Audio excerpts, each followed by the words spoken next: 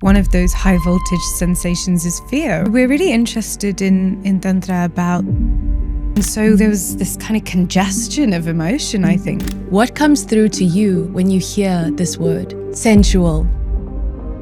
One of the most common blocks to sensuality, which comes up as shame. Antidote to shame is and how you're expressing your purpose on earth. What were some of the fears that you were invited to face, to confront? Creating experiences in particular, like creating these sandcastles in time.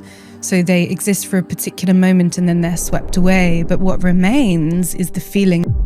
Sensations are your sacred messengers. Listen. It's very much in the polarity of sensuality. So sensuality for me is, what does the soul mean to you? when I think of what the soul means to me, I think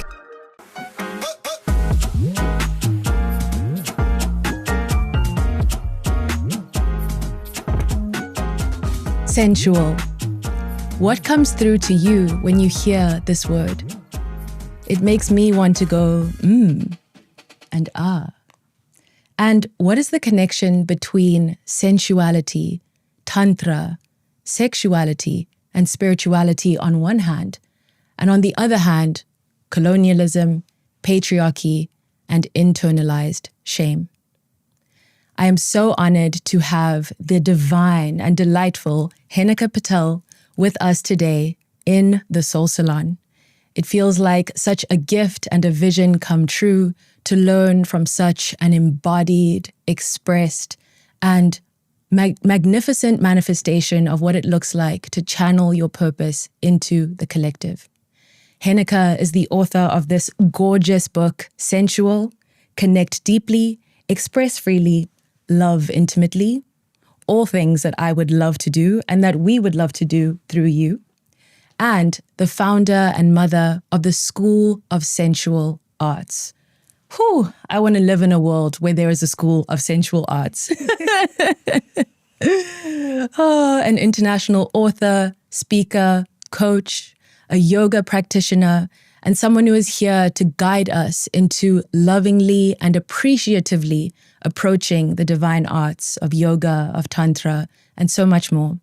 Henika, it is such an honor to welcome you to the Soul Salon. Thank you. thank you so much. What a beautiful introduction. Wow.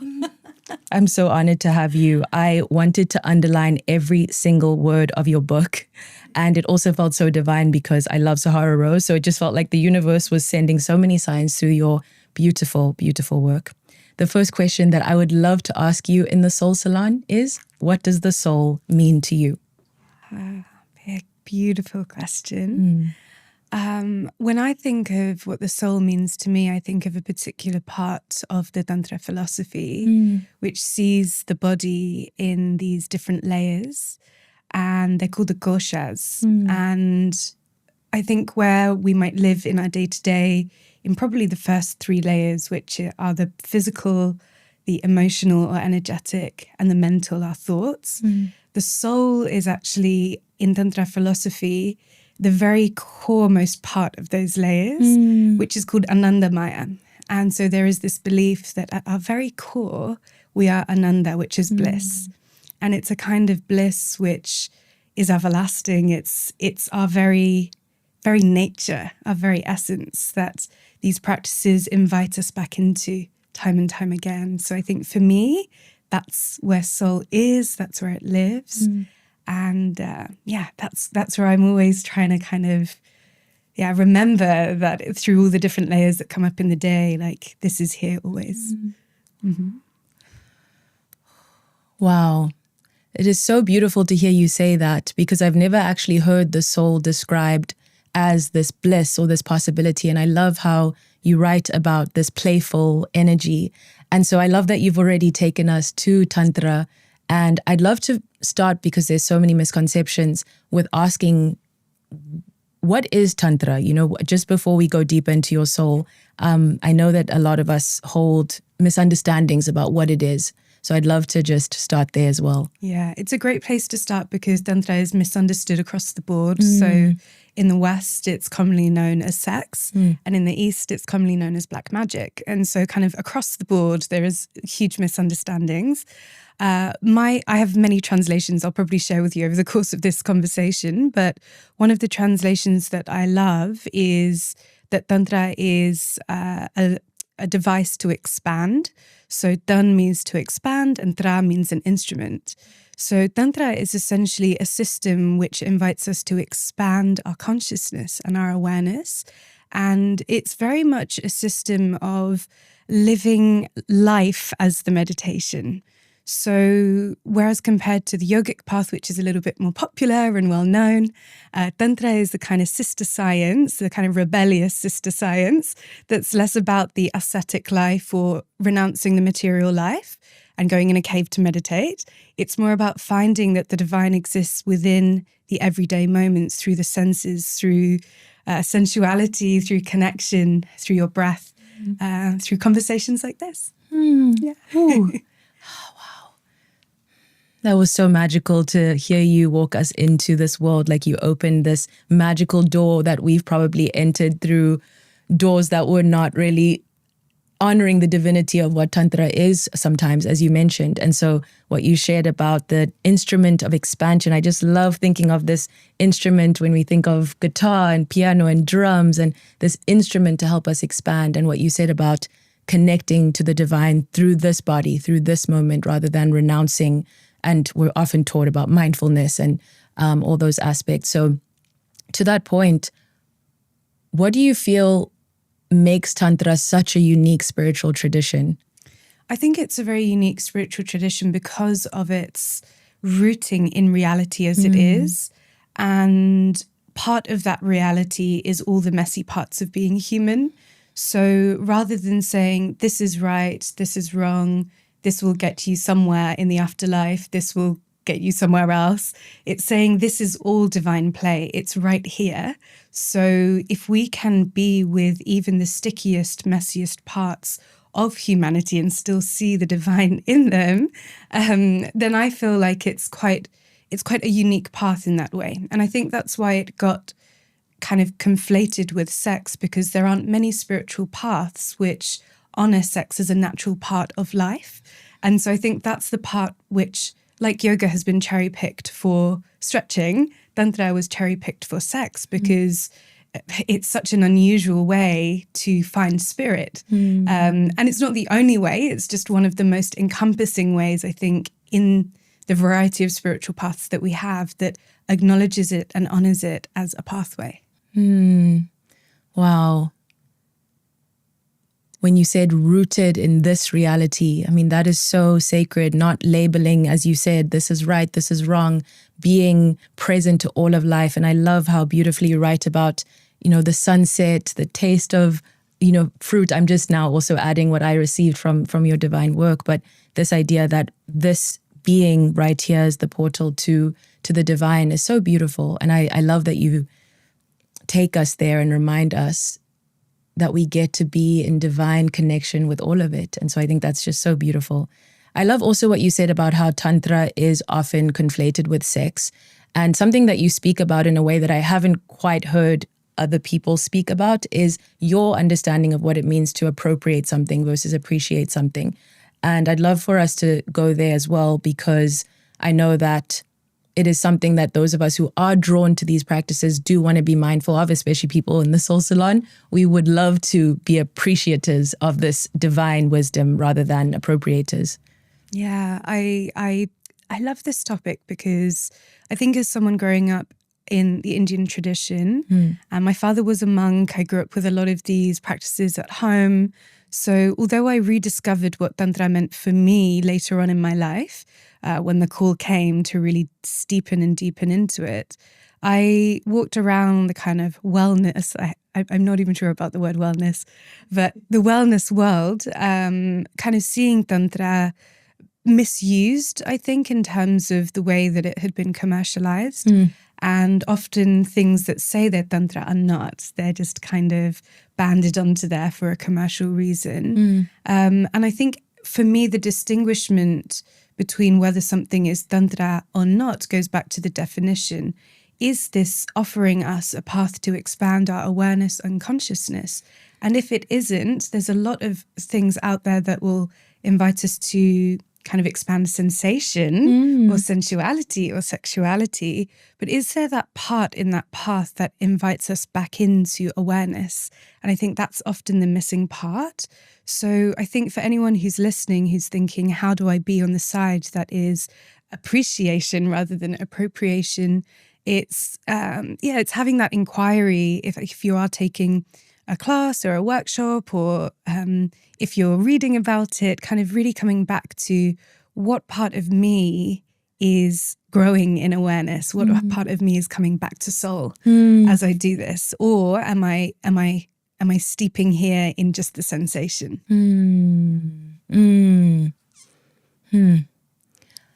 I feel so moved by the connection to this definition, that we now have a way to connect with the deeper integrity of the practice of, is this an instrument for expansion?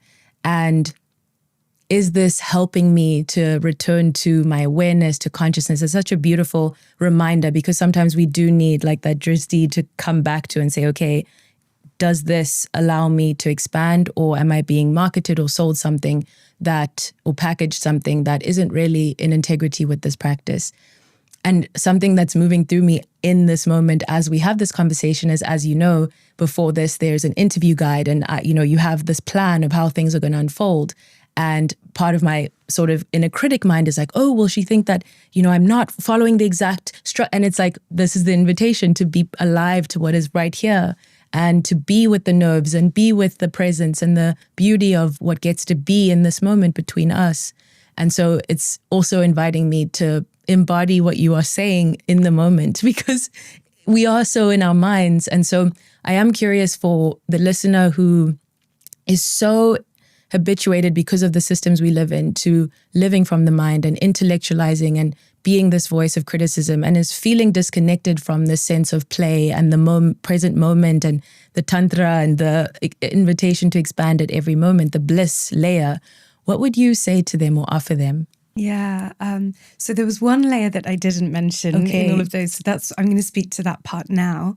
So the physical layer, the emotional or energetic layer, the mind layer, where a lot of us are educated in and rewarded in the societies that we live in. So no wonder where a lot of us live in that thought system where we feel, I am this thought. Or that thought drags us into or away from presence rather than into soul or into presence. So there's one layer between the Anandamaya, the bliss nature, the soul nature, and the mind and all those other ones, and it's called Vinyaya Maya, and it means the witnessing presence or the witnessing layer, the one that is able to witness the thoughts, witness the emotions, witness the body, and then provide a gateway to Ananda, because it's so easy to get dragged into those outer parts of our human experience. And this, by staying in that kind of the one that's able to witness them, it actually allows us that inwards trajectory to, the space where time collapses, that space that is an everlasting soul nature or bliss. So in a practical sense, I think I would say for anyone who is in their mind or feeling that they are dragged into their thoughts, is even to have a shift in the words of when you're experiencing the thought. Imagine you're stepping onto a path and you're watching that thought. Or you sometimes hear that analogy of kind of watching a thought pass like a car, or watching it pass like a cloud. And therefore you become the witness of it, rather than I am anger, or I am sadness, or I am stressed. There is stress there.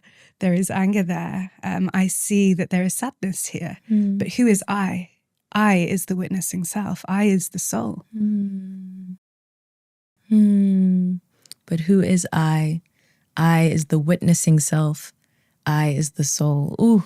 The witnessing self. Even that word, there's something that I receive so powerfully from the word witness, and what it means to be a witness to ourselves, and especially a loving and kind witness to ourselves, compassionate witness, because we're so often such harsh witnesses. So the invitation to be a witness on the path of the feeling, of the thought, and not allow ourselves to overly identify it with it is so stunning. Let's take a moment to breathe with that.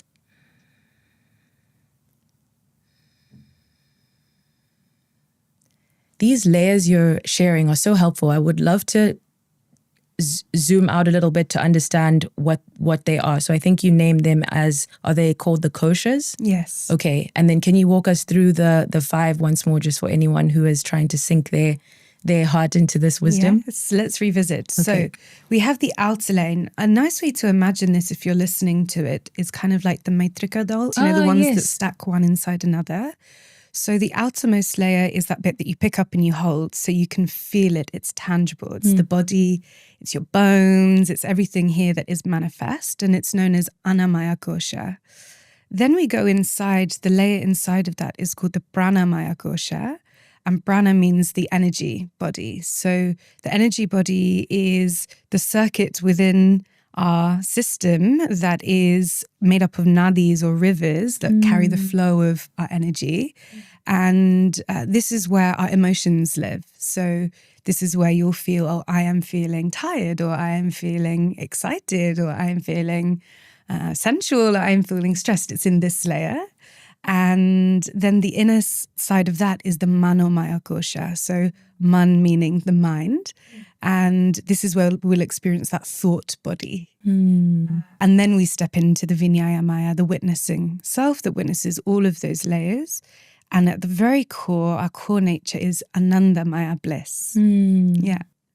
And when we experience something in our life, it may affect us in one of these different layers. So we may have experienced something when we were younger that we might not remember tangibly. So it's not there in thought matter, but maybe the energy body has remembered it, or maybe the physical body is remembering it, or vice versa. There may be something from our family or cultural lineage that we have within our body that's there in the mind layer or the energetic layer that may be manifesting now in the physical layer.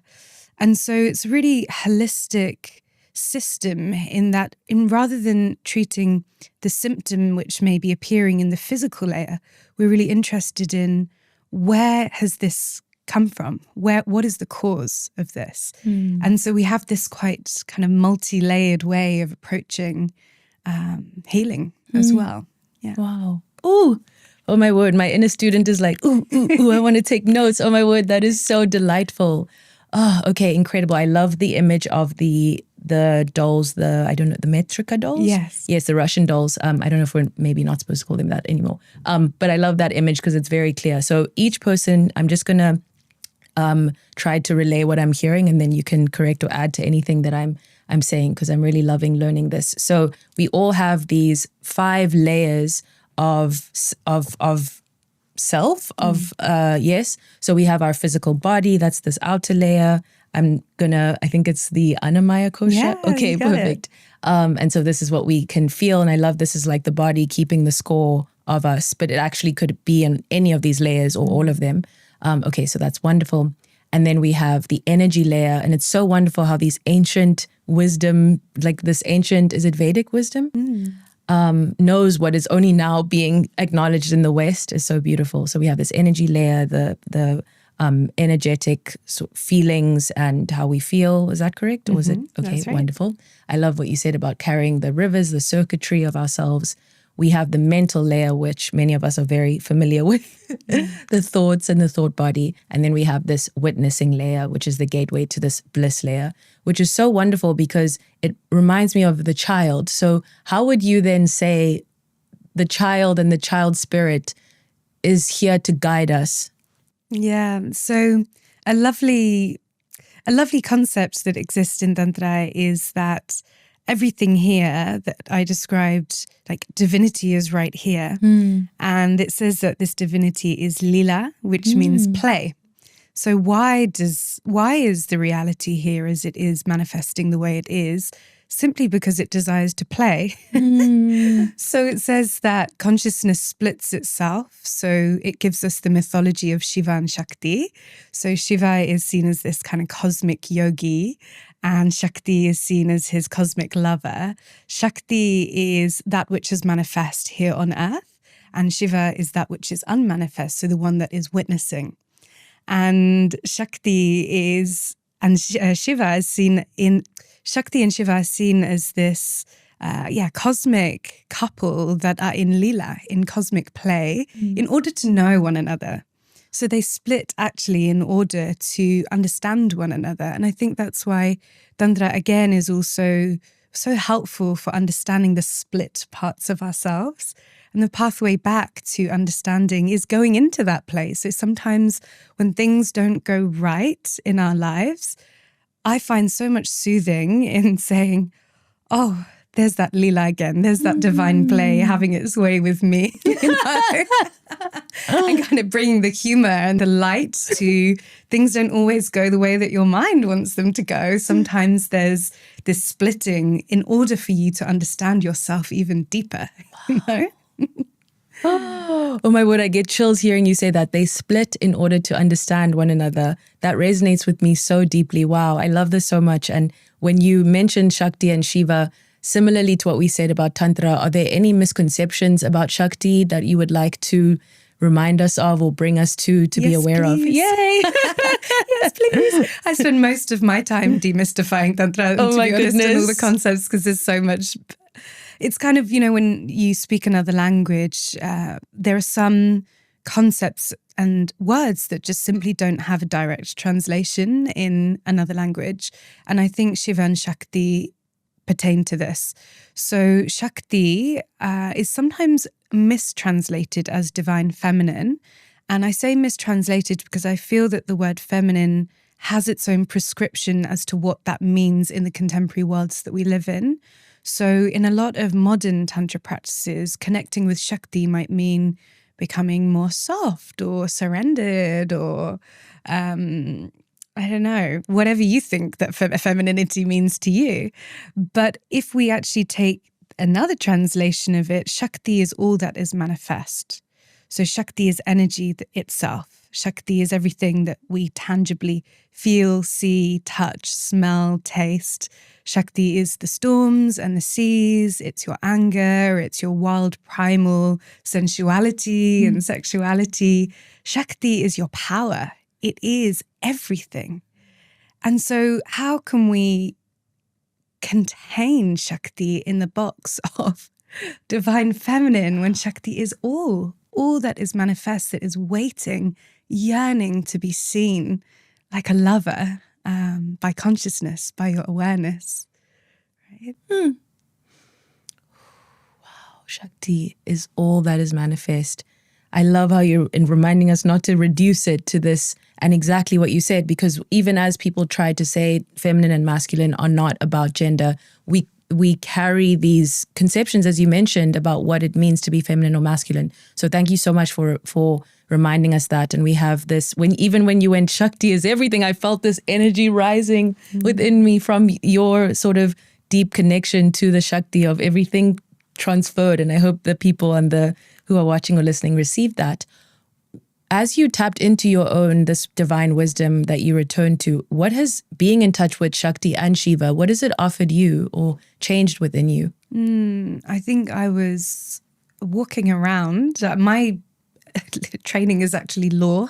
So I studied English law and French law, two systems, two cultures, two languages. There's already a splitting there. And not only was there that splitting, but there was an extreme splitting from the mind to the body. And the emotions, what are they? So for me, re-encountering the path of Tantra, re-exploring some of these traditions that I grew up with, but now learning in a space, in a body, in a mind that was completely in opposite directions to one another, it provided me this loom. And that's the second translation I'd like to offer you of Tantra, that Tantra is a loom, a device which weaves together the different threads of our human experience. So that could be those 5 layers, but it could also be the experiences that we have acknowledged and processed. It could also be the experiences that are laying somewhere in, the unconscious, that are just manifesting absolutely in the physical, the emotional, the mental, but outside of our awareness. So for me, Tantra's really offered me this path of meeting that lover within, of awareness, Shiva, meeting all of those parts that I feared to look at and saying it's okay to be here. I see you, I witness you. And that has been one of the most profound things I have received from this experience, the kind of acceptance of the messiness of being human and that all is here and all is lila, all is play. Oh, wow. If you feel called to share, what were, because I think we can all relate to having parts of ourselves we're afraid to look at, we've been conditioned to be afraid of or to judge within ourselves. What were some of the parts within you that you were afraid to look at? You mentioned the emotions that you pushed to the side. And so I'm just curious if you feel called to share what your specific journey with that was. Yeah, I had such a heart and a body filled with grief. So between the ages of 10 to 14, 4 people very close to me in my family passed away. Oh. And it was kind of one after another, to the point that the first one, I hadn't even processed that one by the time the 4th one had come around. So hence this kind of escaping into the mind, which, wow, this society really rewards the mind, so I'll just stay here. And so for me, the piece that I was running from or unable to witness because the velocity of the sensation was so high in my body was grief. And so the practices, because they are mind and body-based practices of presence, first they invited me into the presence of all this stuff that was underneath the surface. And I had to feel those things in order to weave them in. The parts of us that are there but maybe have not been felt or acknowledged or seen. And it might be from ourselves, or it might be that we see them, but maybe they haven't been seen by those around us, or at least acknowledged. And I feel that grief was very much the piece that I had to work with. But I see, within my work and the world at the School of Sensual Arts, all types of experiences that long to be seen and known, and I think it's one of the biggest gifts, at least if we can sit with those parts of ourselves, then they have at least an opportunity to have that looming process within ourselves, that if they're here and they're present, then we experience, rather than the kind of castration of life, we have actually this wholeness, this weaving together, coming back to.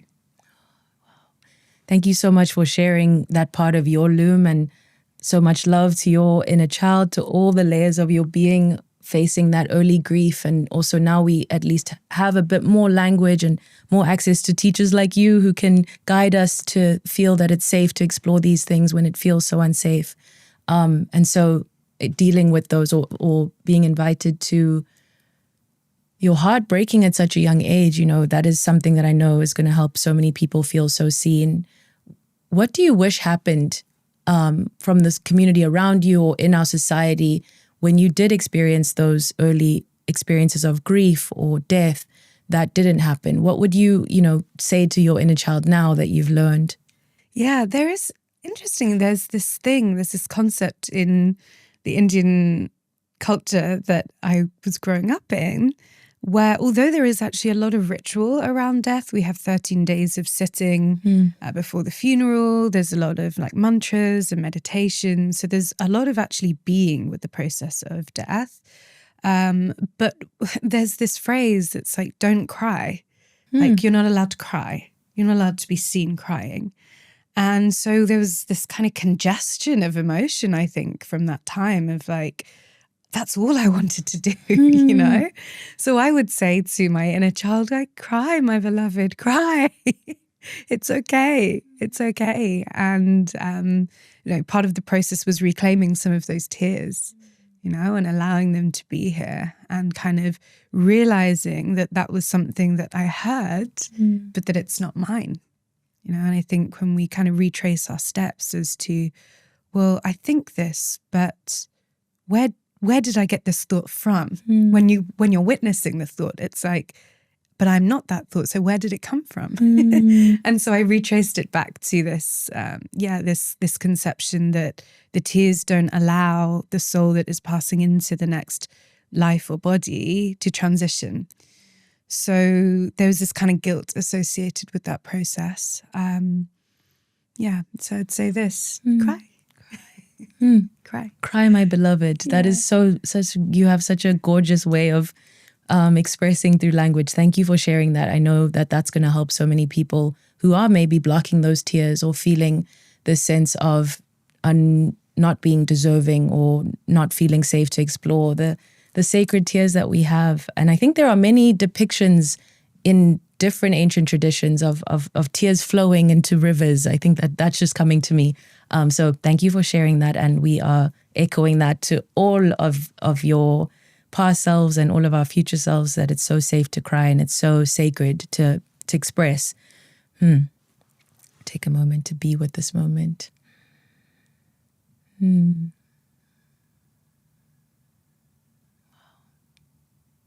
Something that's really resonating with me as you speak is this idea of they split in order to know each other.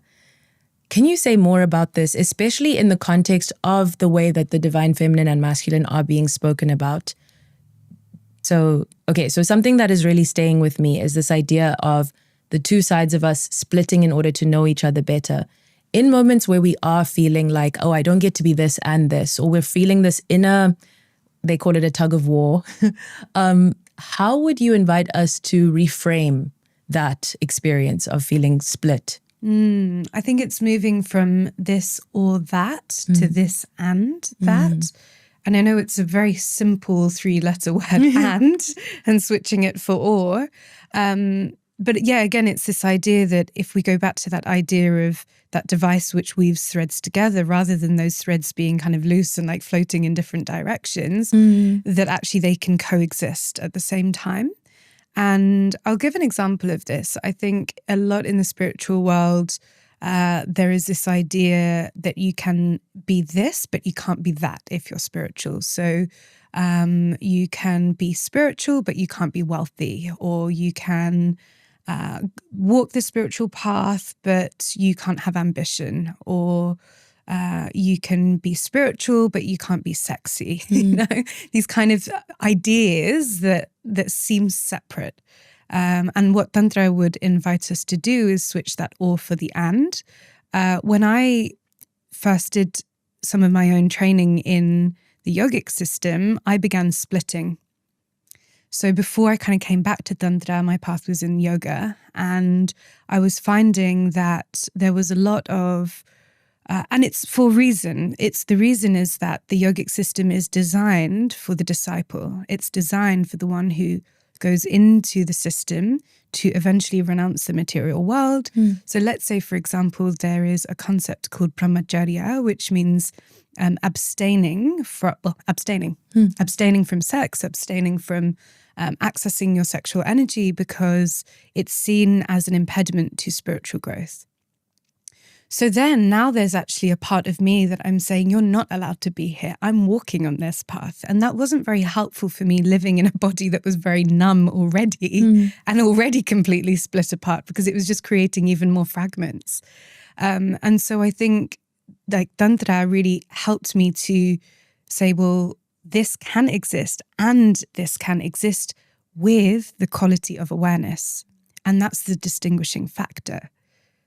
So I can walk the spiritual path, and I can have ambition, and I can connect to my sexuality and my sensuality if with that quality of awareness. And I think that's how it steeps us in this reality as it is, the and, because all of it is divine play. So how can I say this is and this isn't?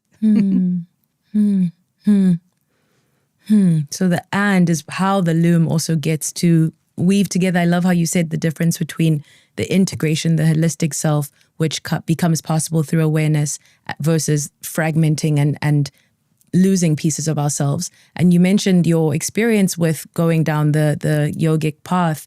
And I'm curious your view on how both colonialism and also patriarchy then impact how we experience each of these traditions and experience our own sensuality, sexuality. It's a very big topic, but I know that we mentioned appropriation and all these themes and just wanting to name the sort of history of where some of the shame is coming from.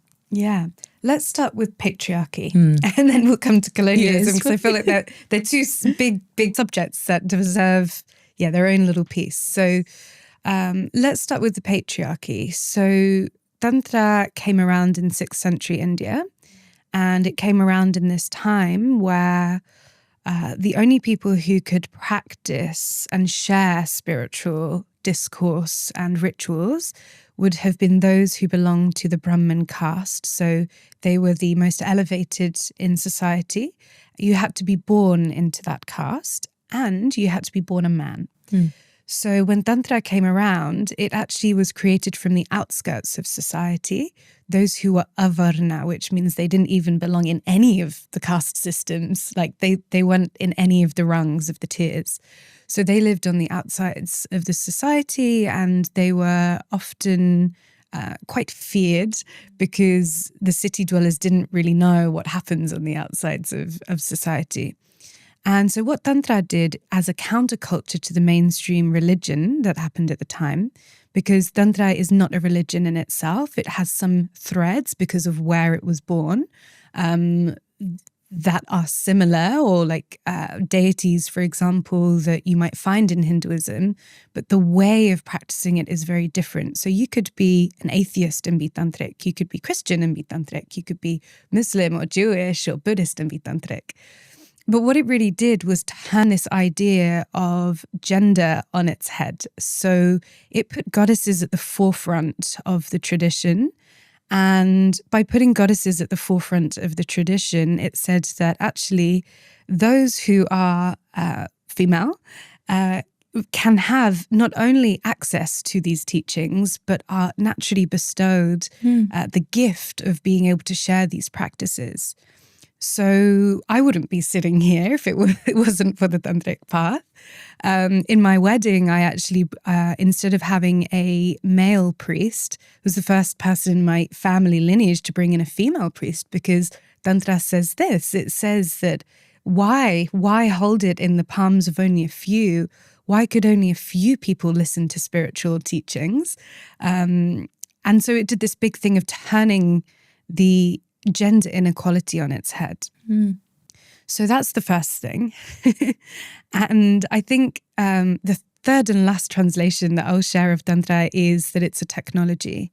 So it works to unrepress what is repressed in society. So at that time in the 6th century, and probably still now, it turned that caste system and the gender imbalance on its head.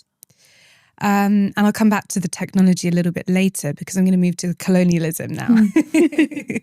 So also then in the colonial aspects of this system, so India, like many lands, is a land rich in culture and arts and dance. And the sacred was seen to live in the dancing hips of the temple dancers.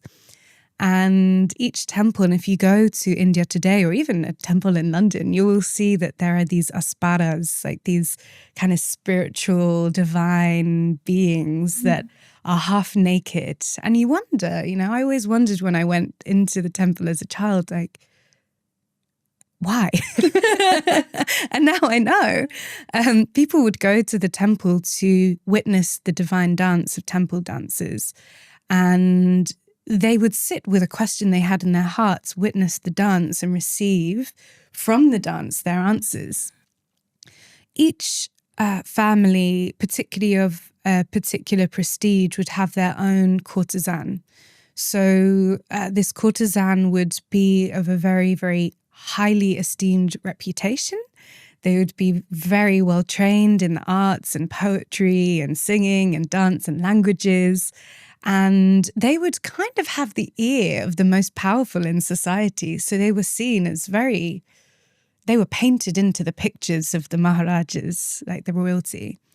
So when colonialism came in, a lot of the practices that were happening at this time in India, the courtesan culture, the tantric system, which had these goddesses that lived in the cremation grounds, these practices that stemmed from the texts and sutras on love and sex and relating, this was seen completely as boisterous. How could something like this, these people are savages, right? And so much of the arts and the divinity that was found through those beautiful dancing hips were cut, and the courtesans were removed from their positions as esteemed members of society and put down into the lights, the red lights. So there's this kind of cutting and amputation of a lot of the traditional art systems that were connected with divinity through the process of colonialism. So that's kind of the history of both. And I'm not sure I can't even remember what the question was, but that's what I have to share about patriarchy and colonialism. Wow. That was pure brilliance, oh my word. And the way you seamlessly weave in the 3 definitions of Tantra, I'm like, oh my goodness, we are so lucky that you answered the calling when it called. It's such a gift to learn from you. Wow, okay, so what you shared about, I'll just go in the order you shared just to ask questions and reflect back. So the patriarchy side, reading about this revolutionary beginnings of Tantra, I was so astonished. I was like, I had no idea Tantra had anything to do with the caste system and the living on the outskirts and creating this way of honoring the goddesses and women and the sacredness of all humanity, of all of us to be in connection with spirit and to really put on a pedestal the beauty of what women and queer people and trans people have access to as well. So that was just such a gift to listen to you express. And it's just giving us such a beautiful, because our history repeats, sort of mirror image of different marginalized communities and the power to subvert paradigms like queerness and Black people, brown people, and the rising of just inclusion versus hierarchy, or the attempt to continue to honor that lineage. So that's what's sort of coming through for me. Thank you for sharing the patriarchal lens of where this came from and the class lens of where this came from at that time. And then where you took us to with colonialism, it just breaks, it's just so heartbreaking and so tragic that something so sacred, what you said, that the divine lived in their swaying hips of these incredible goddess and sacred dances, was then treated as savagery by the actual people who were behaving as savages. It's just so heartbreaking. Bearing in mind these 2 huge systems, what do you think it's always important to remember as we approach sensuality and Tantra, knowing this history? So I think if we come back to that idea of the appropriation, I sometimes wonder if the kind of cherry picking of particular practices from particular lands and cultures is a modern day colonialism. Okay, and it may not be that we're now drawing the lines across the lands, but if you look into a lot of the wellness classes and studios and systems, there are lines drawn around it by the price, by those who are seen to be able to access those classes, by those who feel included or excluded from those practices. And so I wonder, actually, is this the modern day colonialism in its kind of the microcosm of the world that we are in this wellness world? And I keep saying wellness because with little marks next to it, apostrophe marks, but I keep saying this because for me, it's this world is not about being well. It's about being whole. I wish it was called the wholeness world. Ooh. That's for me so much more representative of, I think, my mission in this space. It's being whole. It's, it's great to be well, but it's a transient state. So that's what I would say around kind of the modern day colonialism.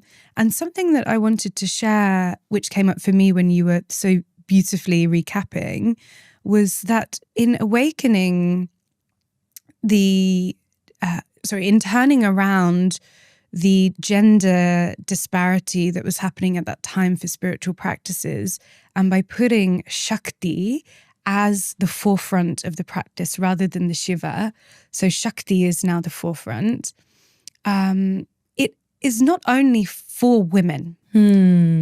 So it's an invitation for us all to connect with the Shakti within ourselves. And that's why Tantra is a beautiful path for our queer community, for people from all walks of life, people who feel like they don't belong in any particular class setting or community, because it comes from the outskirts of community. It's for specifically us, all those parts of us. And so Shiva and Shakti, it's not about becoming more of a man or more of a woman. It's about, can we witness all that is alive within ourselves? And that is an invitation to all bodies, right? So it's very inclusive in its path. And I think that's where we need to be mindful of when we are sharing this path and calling it Tantra. Are we maintaining that sense of inclusion that is at the very heart of why this practice even exists?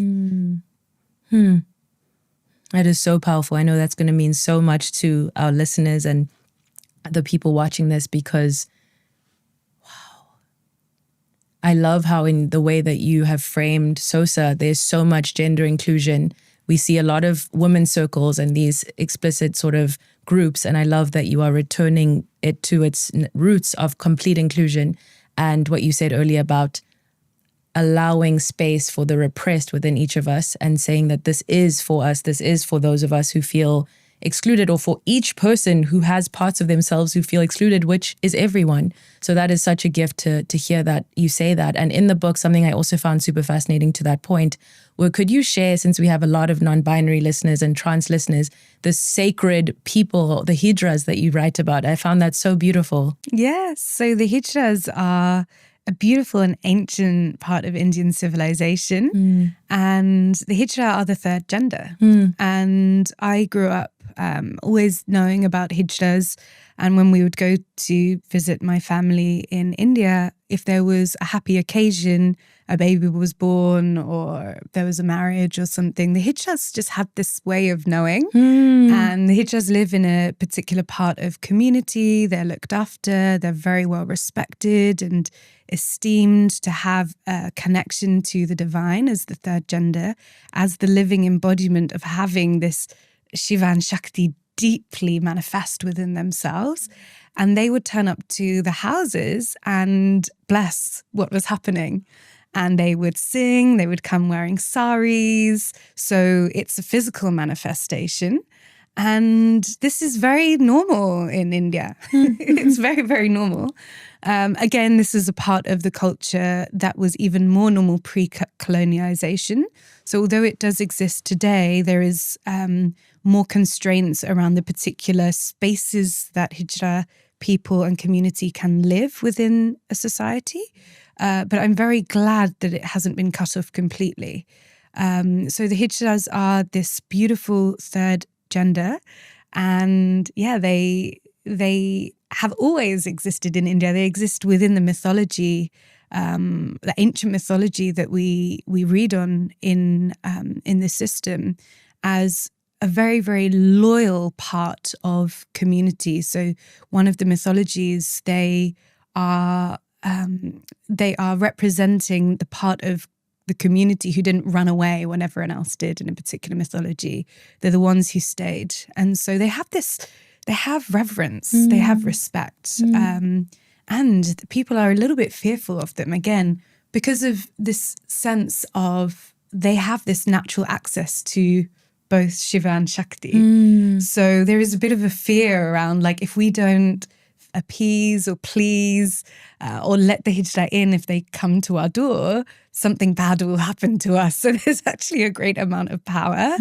And I think this is, for me, I find this refreshing because sometimes in the West, I hear that this idea of gender and being non-binary is a modern concept. And I think, is it? Because I've heard about it for a long time. Maybe now we have more language around it and more awareness around it. But it's as old as human beings have existed, this way of expressing oneself. And I think, Tantra, it offers this deity called Ardhanareshvari. So this is half Shiva, half Shakti, seen in a iconological form, and this is the main deity that the Hijras will pray upon. Yeah.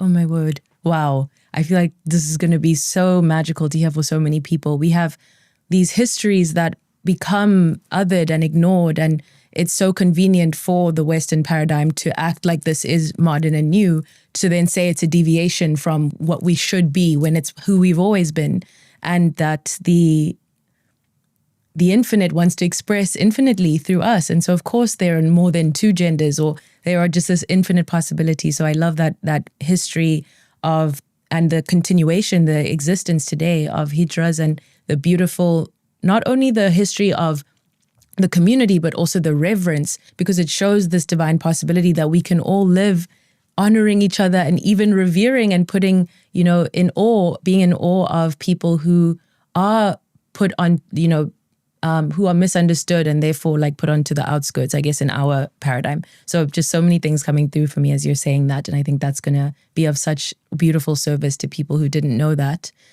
So I just love that so much. As we try to connect to our bodies and connect to these practices, I know that you do a lot of work with people. So could you share with us, in your work in the School of Sensual Arts, what are you doing? What are you facilitating? What did you create in this incredible space that you've created? Yeah, so the School of Sensual Arts, we've been on quite a journey. So the School of Sensual Arts at its heart, at its foundation, is a community. And it's a community of spiritual seekers who will meet in whichever frequency is right for you. But we meet every single week of the year, 2 or 3 times a week. So that's an online space. And we share, like we've been sharing here, Tantra philosophy, yoga philosophy, which usually goes out once a week. And then we'll have a Shiva wind down by my colleague Mansi, and a Shakti flow, which I teach. So there's these kind of 2 ways of exploring that particular philosophical theme.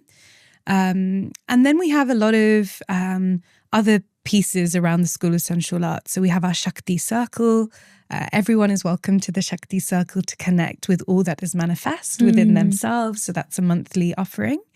And this is our kind of online space. There's other courses and things that we have here, particularly for providing the kind of education which I feel is missing around sensuality. And so there's, a lot of the online stuff because of the lockdown years that lives in this space. But I think since we've been coming out of the lockdown, I mean, it feels so long ago now to even think about it, but a big intention of mine was to bring community into in-person spaces, because one of the most common blocks to sensuality, which comes up as shame, the antidote to shame is community.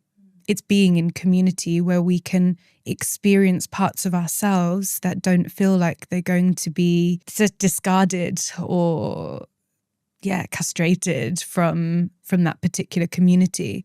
And that's what shame is. It's a feeling of, if I was to experience or even think about this thing, then I'm going to be left out of the tribe. And that's why it can feel like a really life or death feeling. So our in-person presence in London, but also Europe and India with trainings, is a really beautiful space also to connect with like-hearted souls. Wow. I feel just so in awe of creating, when people create exactly what they were seeking. And so we just celebrate you for doing your work in this lifetime and creating these magical experiences and moments for people. I know we'll put this at the end, but where can people find the School of Sensual Arts just so they can tap into your community? Yeah, so you can find us on schoolofsensualarts.co.uk. Perfect. And then we have our online presence, so that's through my Instagram, henika.x, or also inspired by you, I am there. I started my YouTube. Oh my goodness, that's so incredible. I did. I listened to one of your podcast episodes that was around like why creativity is needed and your voice in creativity. And it just called to attention this part of me that I had been pondering on for years. So yes, the School of Sensual Arts is now on YouTube, henika.x, and all the social channels. So oh my word, between wow. between us, say thank you. This is a full circle moment Yes. for me. Oh my goodness, that is so full circle. That actually gives me chills. That's incredible. I did not know that. That's incredible. And you are just such a gift to learn from and listen to. So I'm so happy that now YouTube is a place where people can receive your wisdom, and to be a small part of that is just a gift to my spirit. So I am so grateful to hear this, and we're celebrating you for this next chapter. And I think to that point, you are showing up and birthing these worlds that are, changing lives. And I think so many people want to do that, but they sit with many fears within themselves. And so I'm so curious on this journey to giving birth to your purpose and being seen and showing up and creating events and holding space and being so brave in how you're expressing your purpose on earth. What were some of the fears that you were invited to face, to confront? Yeah, a lot. I mean, creating experiences in particular, like creating these sand castles in time. So they exist for a particular moment and then they're swept away. But what remains is the feeling that you create inside of them. And I think the feeling that I wanted to create was, as you said, the one that I wasn't experiencing when I encountered the numbness in my body that catalyzed the journey that I have been on. I was finding that there wasn't a lot of spaces where I could have conversations around sensuality. And I wanted to create a space that felt like all parts of me belonged. My voice would quiver when I spoke before. I wanted to find and create a space where we could practice using our voices, where we could go into introspection, where we could move our bodies and dance and be free. And that's the sandcastle that I wanted to create. So I think the parts of me that I had to sit with and move through in order to create those were, well, there's always been a coming back to every time expansion is there for me, there's imposter syndrome. So the YouTube, for example, my book, writing my book, there's a big piece there, creating these experiences. Walking any path of purpose, I think, can come with this, who am I to do this, at least for me? Who am I to share these words? And I think the biggest lesson that I learned was through sitting with this feeling for months before writing my book and coming to this feeling that my embodied experience is all that I need to create the spaces that I want to create. So you don't need to be the expert in X, Y, and Z. No one's an expert. Everyone is continually learning. And no one can invalidate your personal experience with something. So as soon as I felt the embodied transformation of Tantra in my life, there was no invalidation possible from that moment. And that's why I wear the word Tantra with such pride, because I am so just in reverence of the transformation, the transmission that it's offered me in my life. So I think trust yourself and create those spaces, because the world needs the very thing that you are feeling it is in lack of. Yeah. Wow.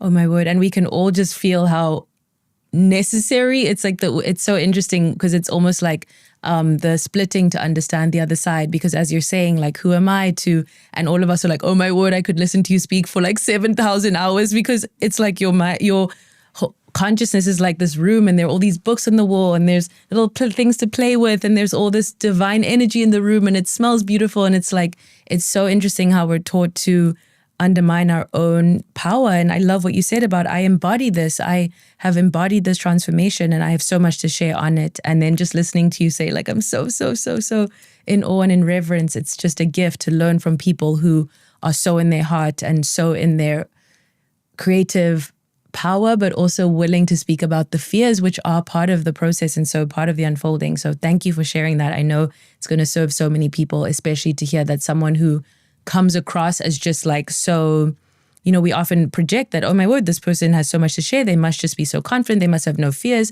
And it's so humanizing to hear we all have shame, we all have fear. And yet through and with those feelings, we can create. To that point, you write so beautifully about Shakti and what it has to say about fear. And so how can we relate to fear in a way that honors the Shakti of fear? So we're really interested in Tantra about the high voltage sensations that we can experience within the body. So one of those high voltage sensations is fear, right? It's a jolt. It's like a lightning bolt. Fear is... it can put you straight into that separation and that polarity. Like, I am here. The thing that I want to do is over there. And there is a big abyss that feels like if I even attempt to walk over there, I will fall into a hole. That's how fear can feel, right? So we're interested in using the voltage of that sensation to expand.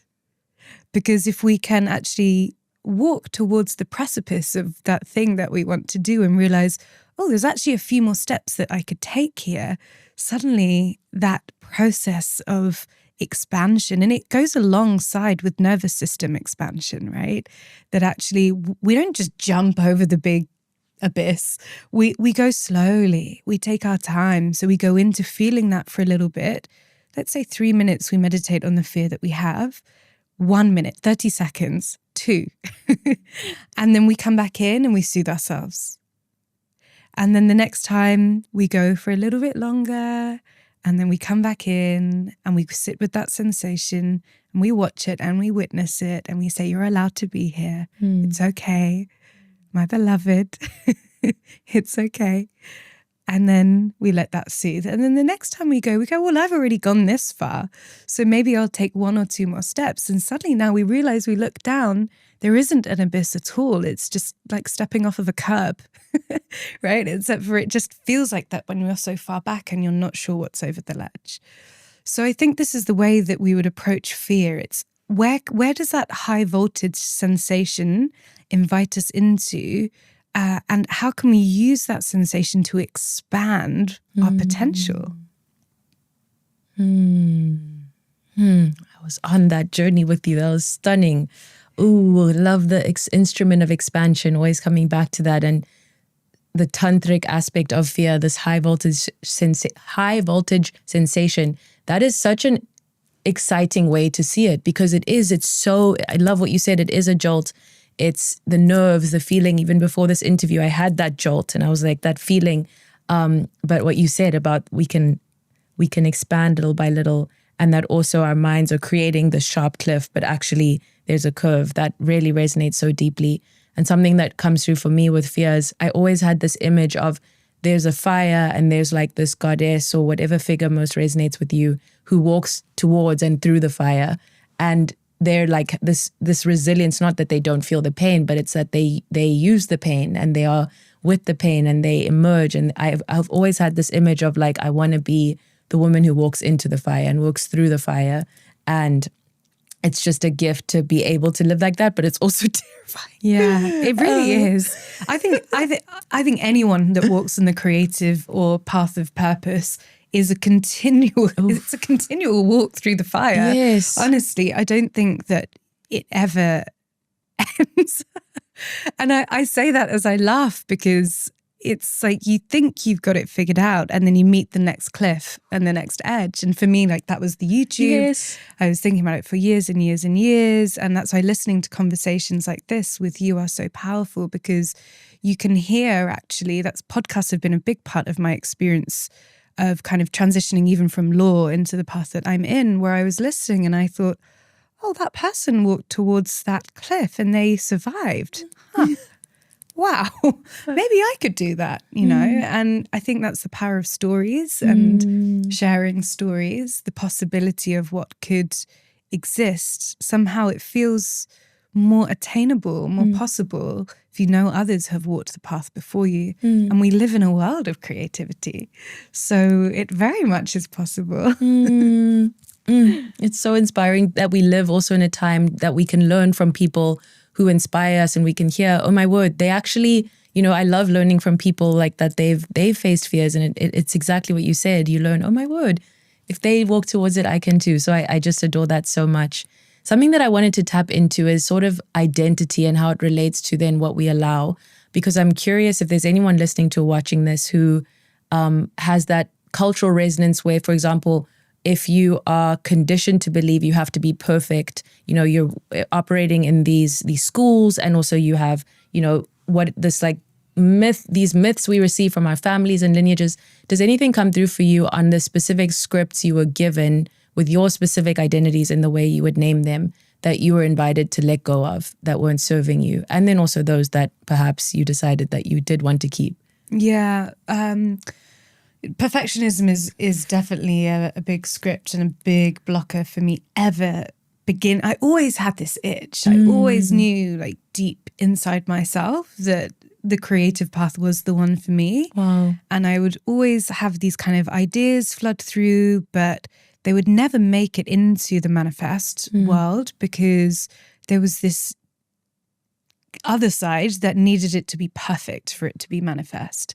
And so years went on like this, where like an idea would drop through and it would never come out. And there is this in Big Magic, you know, by Elizabeth Gilbert, you know, I always come back to this metaphor that she writes about as creativity being this kind of external being that will visit you and me and everyone who's listening here.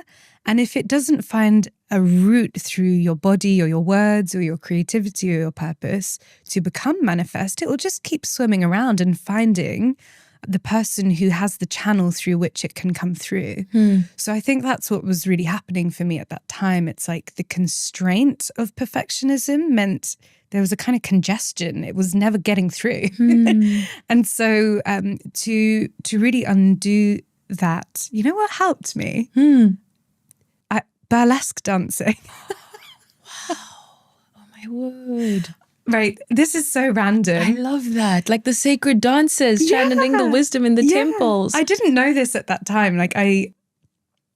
This is a side story, but so when I was in my legal career, I started these dance classes.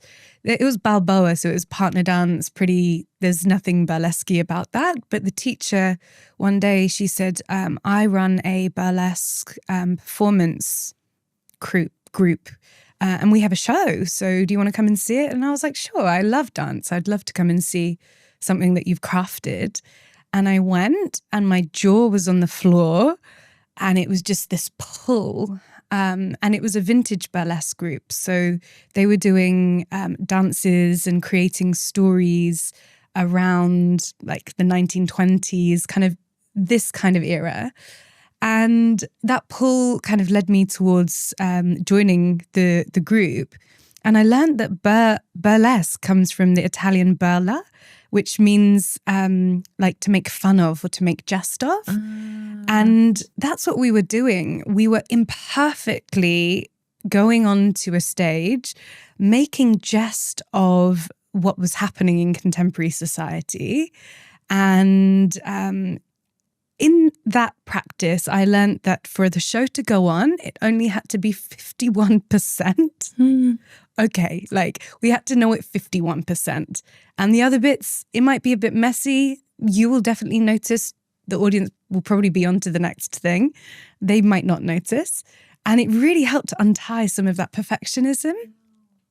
So yeah, Burla, again, that thing of making jest of. Leela. Oh. Leela, yeah. Oh my word, thank you for sharing that. Wow, I'm like in the burlesque room. I'm imagining that was really transforming. And it is tying so beautifully to what you said about the opposite of shame is community. And I think we're so often taught to do our little practices by ourselves, and that's how you overcome this or that. And you were in the room with these other dancers, and you were learning through an embodied wisdom what it's like to create imperfectly, and it's still to be more than okay, and to play and to find the human, the burla. I love that. I did not know that about burlesque. That's incredible. I had no clue. That's so wonderful. So the perfectionism, that script that you were invited to then unblock that channel. I love big magic. This podcast would not exist without big magic. So I just love that so much. So how do you now dance with that voice? If like, for example, with your YouTube, when that perfectionism comes through and that desire comes through, how do you walk yourself through that ledge? Yeah, the edge is definitely still there. I'm only like a few episodes in, everyone. So it exists. It's still there. But I'm trying to kind of scale my nervous system slowly towards doing it. So for me, like, the ritual of getting ready is really important. So this idea that, like, if I prepare myself, that's part of my kind of nervous system regulation. I'll sit down, I'll film for a bit, and then it has to be 51% perfect, not 100% perfect to actually go out and exist. And there's a recent video where I keep thinking back to it and thinking, oh, I could have done that differently and but I'm not letting myself delete it, because I think it just needs to exist for now. It just has to go from unmanifest to manifest. That's it. That's the practice, and everything else can come along with that. So I'm trying to be compassionate to that part of myself, because I don't think it's like walking through that fire. I don't think it completely goes away. But yeah, I'm doing my best. We can all find ourselves like so profoundly in what you're saying. And I love that the videos are still up, and we all know that they are such a gift to us, that we get to learn from you and receive from you is such a gift. And thank you for the invisible work that you are doing in order to show up the way that you're showing up, and in order to continue to walk towards the fire. And I think, unless you discuss it, no one would know outwardly that you have these fears, because, we're clearly just able to learn so much from you in so many different ways. But that voice from within, and I think that compassion to honor what you have to share, to continue to walk towards the fire. And what you said about, oh my word, like thinking about a video and thinking about, that still happens so much. So as you say, it never goes away, and we keep, because we're expansive beings. Because what I love about you saying that Tantra is an instrument to expand, or for expansion, that we are that as well. So that's why even as we desire to manifest something, then we do manifest it. And then we're still desiring to, because we are also Tantra, that just dropped in now, but we are also the universe's infinite desire to keep expanding. And so it's beautiful that you're doing that work, and that we get to keep learning from you.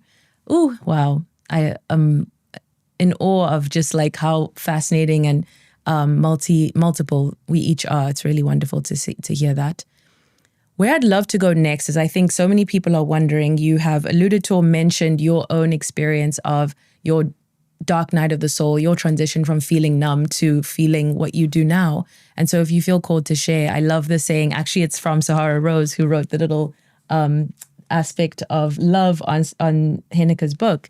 She says your mess is your message. And I think other teachers have said this, but it's such a beautiful way of saying, like, your wound is your wisdom, your mess is your message. So I'm curious what journey you went on to then awaken this wisdom within you. Yeah, it's very much in the polarity of sensuality. So sensuality for me is being in the sensations, being aware of the sensations through the senses, through the sensory body that we're in. So if I now go to the polarity of that, what I was experiencing in those dark nights of the soul was the absence of sensation. And so I experienced numbness for a number of years, actually. And it was that thing of, because there was so much unattended grief or unprocessed experience within my body, those sensations, they were there. Like, I remember if I connected myself to kind of teenage years, and I loved dance at that point. It was the only place where I could kind of touch my grief without speaking about it.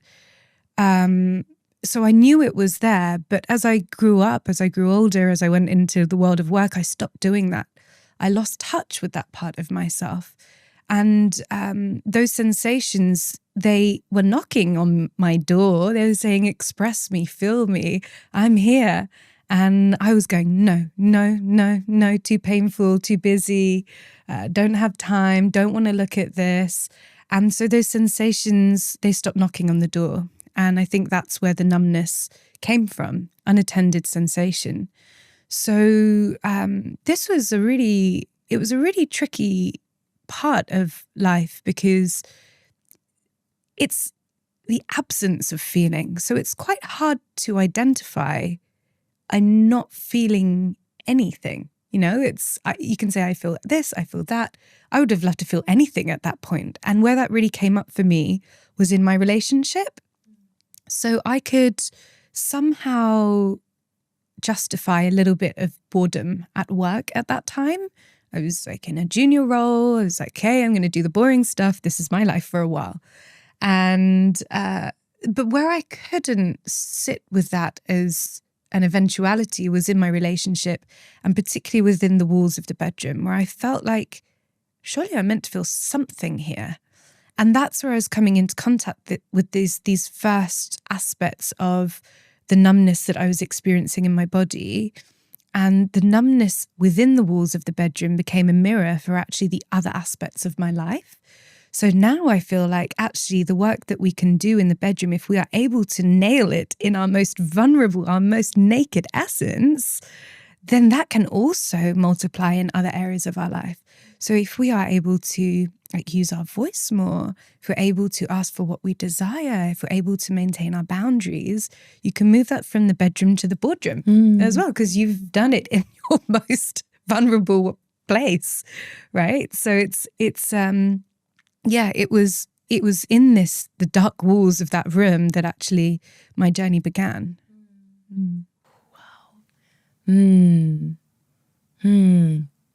If we can honor that, if we can express, if we can be in our truth and in connection sensually in these sexual moments, these moments of intimacy, that has this transference. I think that's so important for all of us to know, like that energy has also been repressed by all of these systems, also because it's so powerful in all these other areas of our life.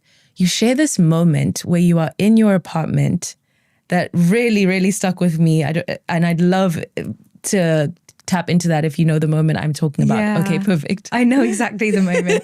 I know exactly the moment. And it's really interesting that you picked up on this part, because it's when I submitted the proposal for my book, I didn't submit the first chapter. I submitted the middle chapter in this particular story. Wow. So, the story was that kind of in these nights of numbness, there was this desire actually at one point that I felt like, do I want to be here? And it was dark.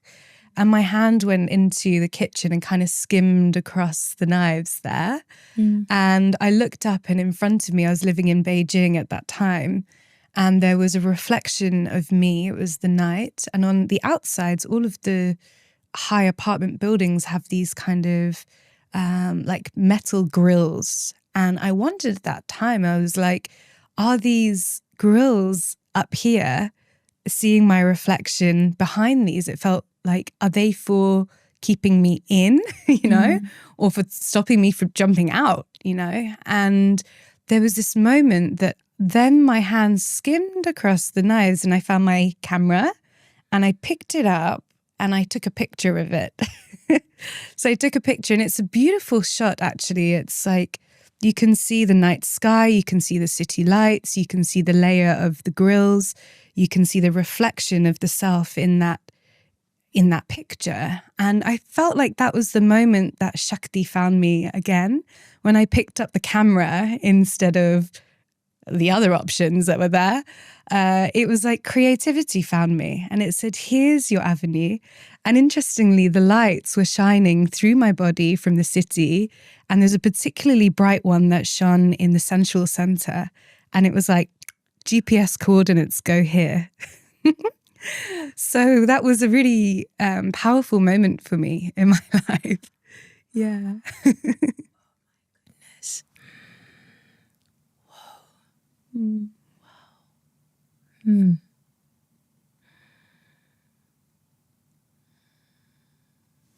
Wow. Wow. I have no words. That was listening to you and the embodiment of how you told that story. Oh my word.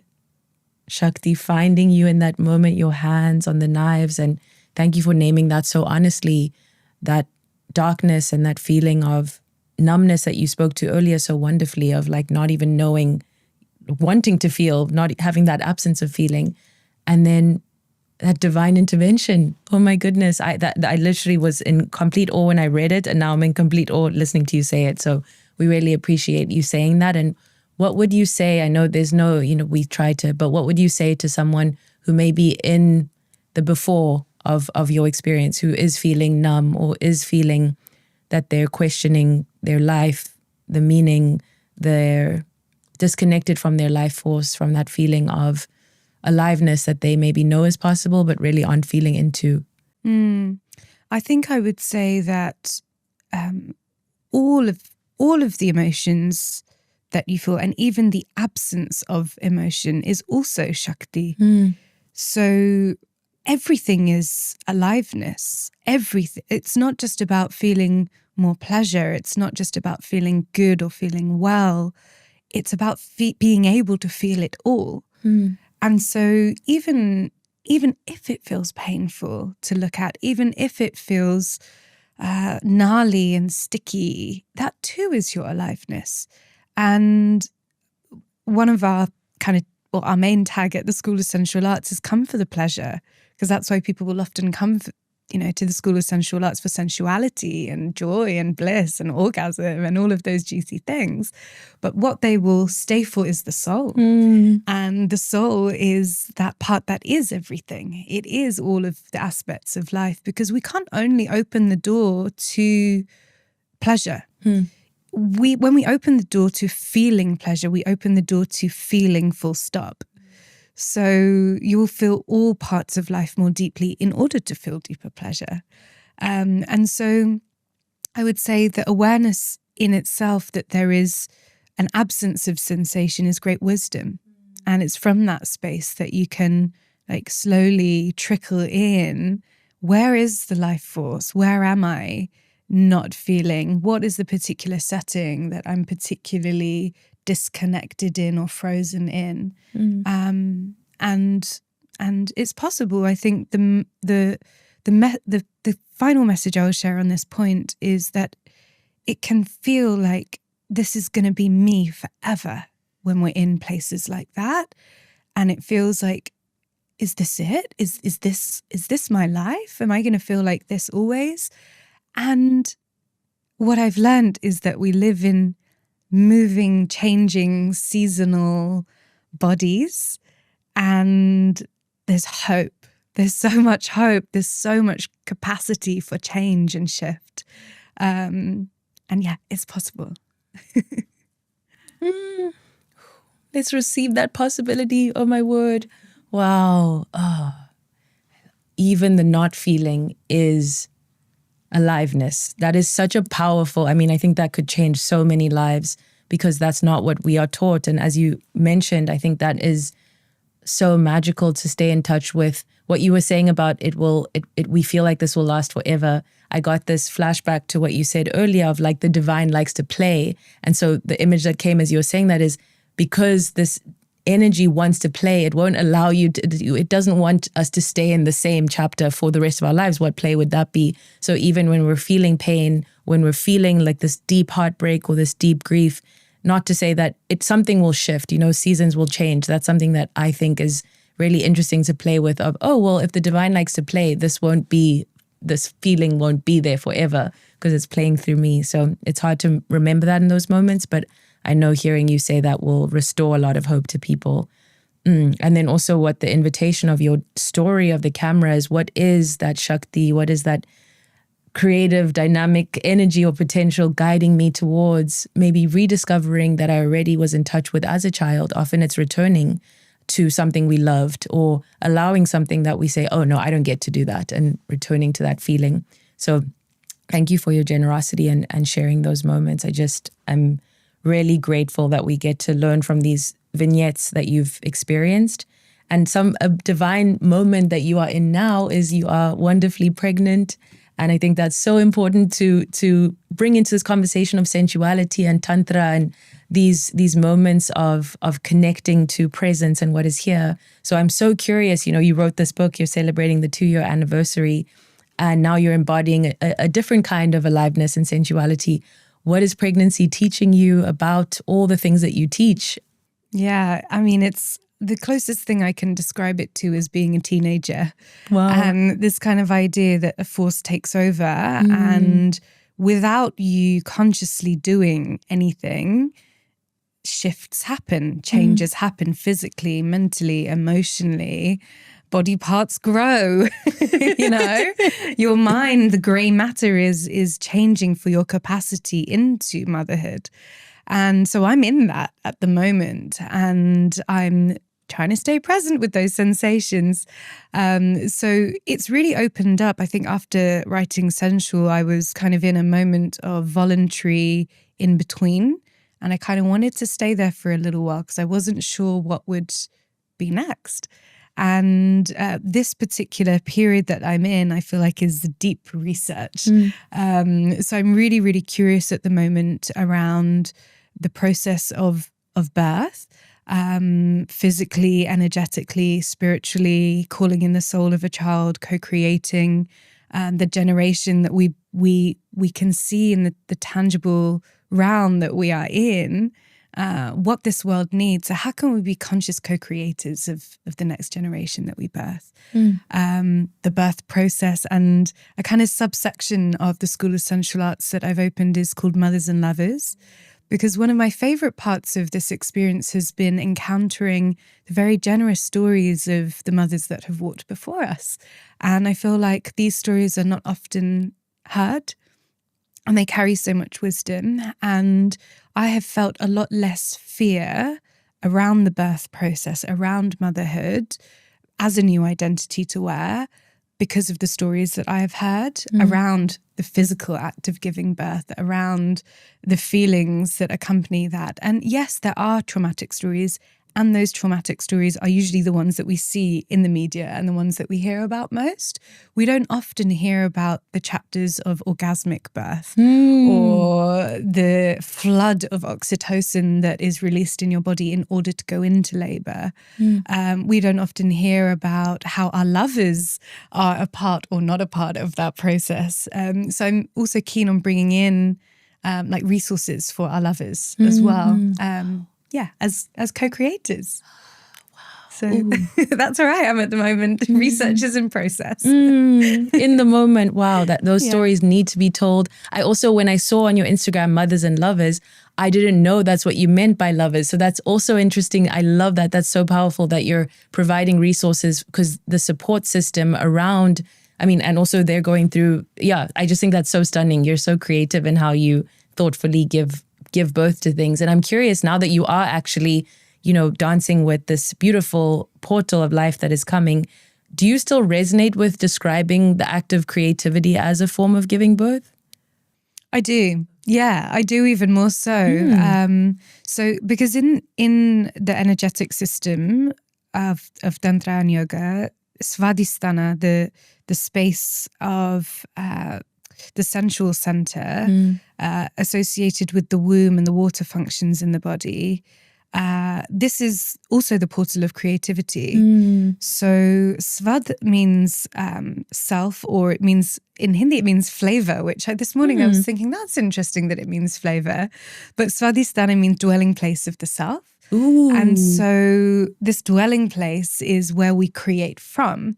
So whether it is life that we are creating, or as we deepen in sensuality and being in sensation, often what steepens is also our creativity as well, right? Or also when we are more creative, our sensuality deepens because it gives us access and insight into our sensations. So I believe even more so that creativity is a process of birth, whether that is in the form of a child or in the form of a project that you're working on, or the book definitely felt like it had contractions. So I can verify with that elder sibling that it's very much this portal and canal of birth. Ooh.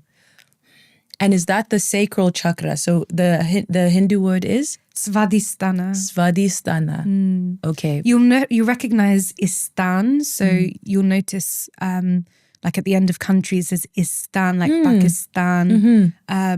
So it's like dwelling place. Ooh. So that's the dwelling place. Yeah. And then svad is like the flavor of the self. So like dwelling place of the self. Wow, dwelling place of the self. Oh my word. Okay, wow. And you even write like that sensuality and creativity are two sides of the same coin. We have so many artists. I mean, we're all artists. So many people who are committed to being in touch with their artistry in this life, listening and watching this. And so what invitation to sensuality would you give people who do feel called to live their most creative life on earth? How can we do this dance in a conscious and aware way when we are navigating words that we are taught are separate, but you are inviting us to integrate and loom together as one? So I like to think of, if you think of the energetic centers, they're called chakras, and a chakra is a wheel. So if you think of Svadhisthana, it has this wheel, and the element that is associated with Svadhisthana is the water element. Because think of all of the water functions that happen around the womb and also around like the kidneys are also associated with this area, like the pelvic area, all of the liquids are happening Just here. the fluids. Yeah, all of the fluids. So if we now bring that back into the energetic system, think of that wheel as a watermill. So now this watermill is churning. And once this watermill is churning, and that might be through your sensuality because you're feeling really juiced up and you're tapped in and you're kind of like moving through the world with this embodied feeling. That watermill will begin to fire up and it will be spinning and spinning and spinning. And what does a watermill do when it's spinning? The function is to create like energy and give life to whatever it is serving, whether that's churning flour or whatever it's doing. So it will start to provide energy to the other energy centers within the body as well. And then the same with creativity as well. If we are deeply within our creative process, this is the center which will begin to churn. So it will fire up. And they say that sensuality and creativity are two sides of the same coin because of the seat that they share within the creative center within the body. So I like this, that we can use one to tap into the other. We can be creative beings, we can be sensual beings. And then they don't need to be creative and. Yes, creative beings. and. Ooh, the watermill, that's so wonderful. Ooh, so if we do want to, I love how you said we can tap into one to tap into the other. If we want to tap deep into our sensuality in order to more deeply explore our creativity, what is a practice that we could tap into, a little juicy pleasure or some other practice to really connect to our sensual side in order to also, well, in and of itself, and also to deeply connect to this seat that it shares of creativity? So one of my favorite practices for this is, everyone's probably quite familiar with the gratitude practice. So the more great things, or the more gratitude you have for certain things that happen in your day, the more great things will happen. So this is similar to that, but with our senses. So the more that we can tap into, say at the end of the day, we name one particular thing that we've seen, smelt, tasted, touched, heard, the more sensual our life will become.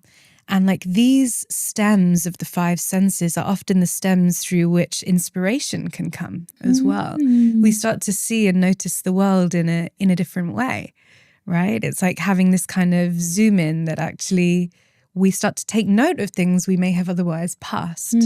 So our lives can become more sensual through noticing the five senses. I love that practice. Oh my word. Okay, so today we're going to be journaling or voice noting about what we see, what we touched, what we tasted. I love that. There have been moments, what I love about books like this is there are little moments of awareness that you realize the book has gifted you. So I love matcha, for example, and I'm also fascinated by how we can appreciate matcha versus appropriate matcha. Whole similar conversation. but I love the way that the green and the milk like becomes this beautiful like lime green, and then it's like my favorite sight every morning to just see this like specific shade of green that I associate with matcha, and the smell, and it just is so beautiful to me. And reading your book, I was able to more deeply sink into that was one of the senses of matcha that I enjoy. I usually associate it with the taste, but I realized I actually delight in the look of it as well. So I love that through tapping deeper into our senses, we can receive more inspiration. And you share this wonderful Sanskrit word that shares how the senses are the portal to the divine. And I was like so intrigued by that, because I love how language stays in touch with how people see the world. So I don't know if you feel called to share that with us. I found it so fascinating. Yeah, sure. So it's the Panch, which means 5. Jnana, which is like knowledge, but a kind of knowledge that is not the mind knowledge. It's a kind of knowledge that is like an everlasting soul knowledge. Yes, Jnana. And Indriya, gateways. So the senses are, the translation is these 5 gateways to knowing the soul.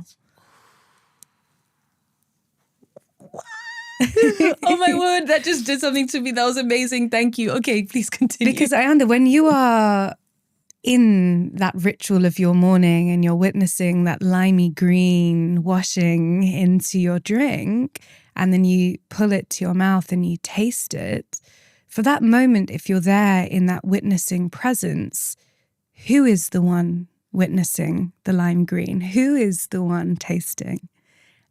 And that's the gateway then. That's the bliss that you access, because life slows down for that moment enough for you to step into Vinyaya Maya, to appreciate it, right? So that's it. It brings you into that kind of separation of, I am the one that is experiencing this. So who am I? I am bliss. I am soul.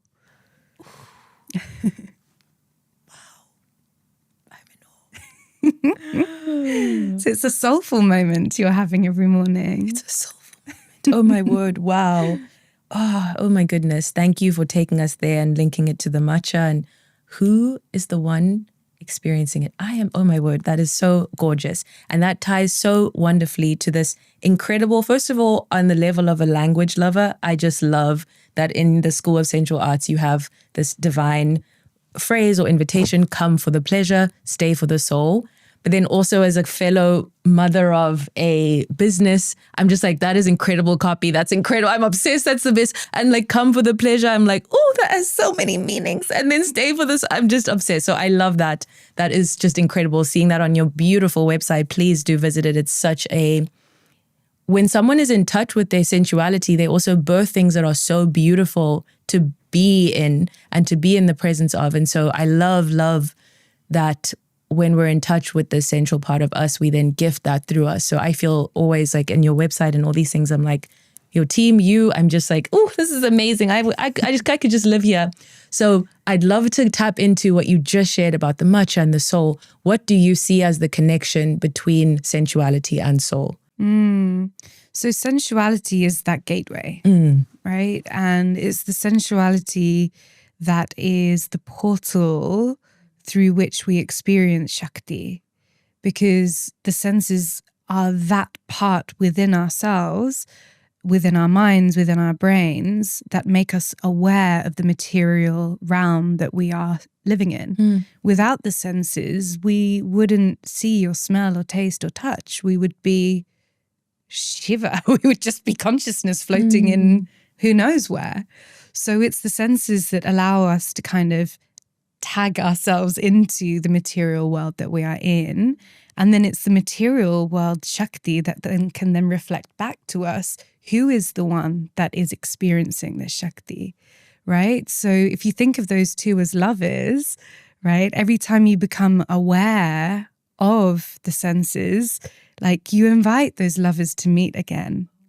So that separation dissolves. And that's why, you know, those moments where you drink your matcha or you watch that sunset or you do that thing that makes your heart feel so alive, it's because that division is no longer there. Mm. You're no longer just in the material realm. You're in soul. Like, you are connected. Awareness in that which is manifest is one. Mm. And so, yeah, I think this is how sensuality connects with the soul. What the yogic system would say is, again, it would say not to get caught up in the senses. So the senses can also be an impediment to spiritual growth. And this is where, like, the narrative of relinquishing the material world, this is where this comes from, because it's very easy to get hooked up in feeling more and owning more and wanting to stay in the attachment of that. So I think that's where the awareness comes in, that we can experience those things, but just be aware not to get caught in the sense, right? Because that's where our addictions and attachment patterns and those things come into. So I'm not promoting to get lost in the realm of the senses. I'm promoting the senses as a gateway through which we can re-access the one who is experiencing them. Wow. The gateway. Can you say that again? Yeah. So I'm promoting that the senses are this gateway through which we can re-access the one who is experiencing the senses. The eternal soul that is here as divine play to experience. Wow. Oh my word. I had never, ever thought about the senses that way. And I love the hand gesture. Every time I'm going to be like, I'm going to watch a sunset, scoop me back to me. I am the one experiencing the sunset. That's kind of what you want to do when you're having a moment, right? Isn't it? It's like, I just want to scoop this up and like keep it right here. Exactly. Oh my goodness. Wow. Oh my goodness. Oh, that was like a paradigm shift. It just sort of completely changed my reality in a wonderful, wonderful way. That's actually the feeling that wanting to feel that feeling is the birth of this podcast. And as you were speaking about that unmanifest and manifest connecting, I also got the image of you at the Burlesque show and that feeling you described of just feeling so like your jaw on the floor, you're feeling, and it's like, who's the one feeling this? And then it returned you to the soul and it's amazing. Oh my goodness. Wow.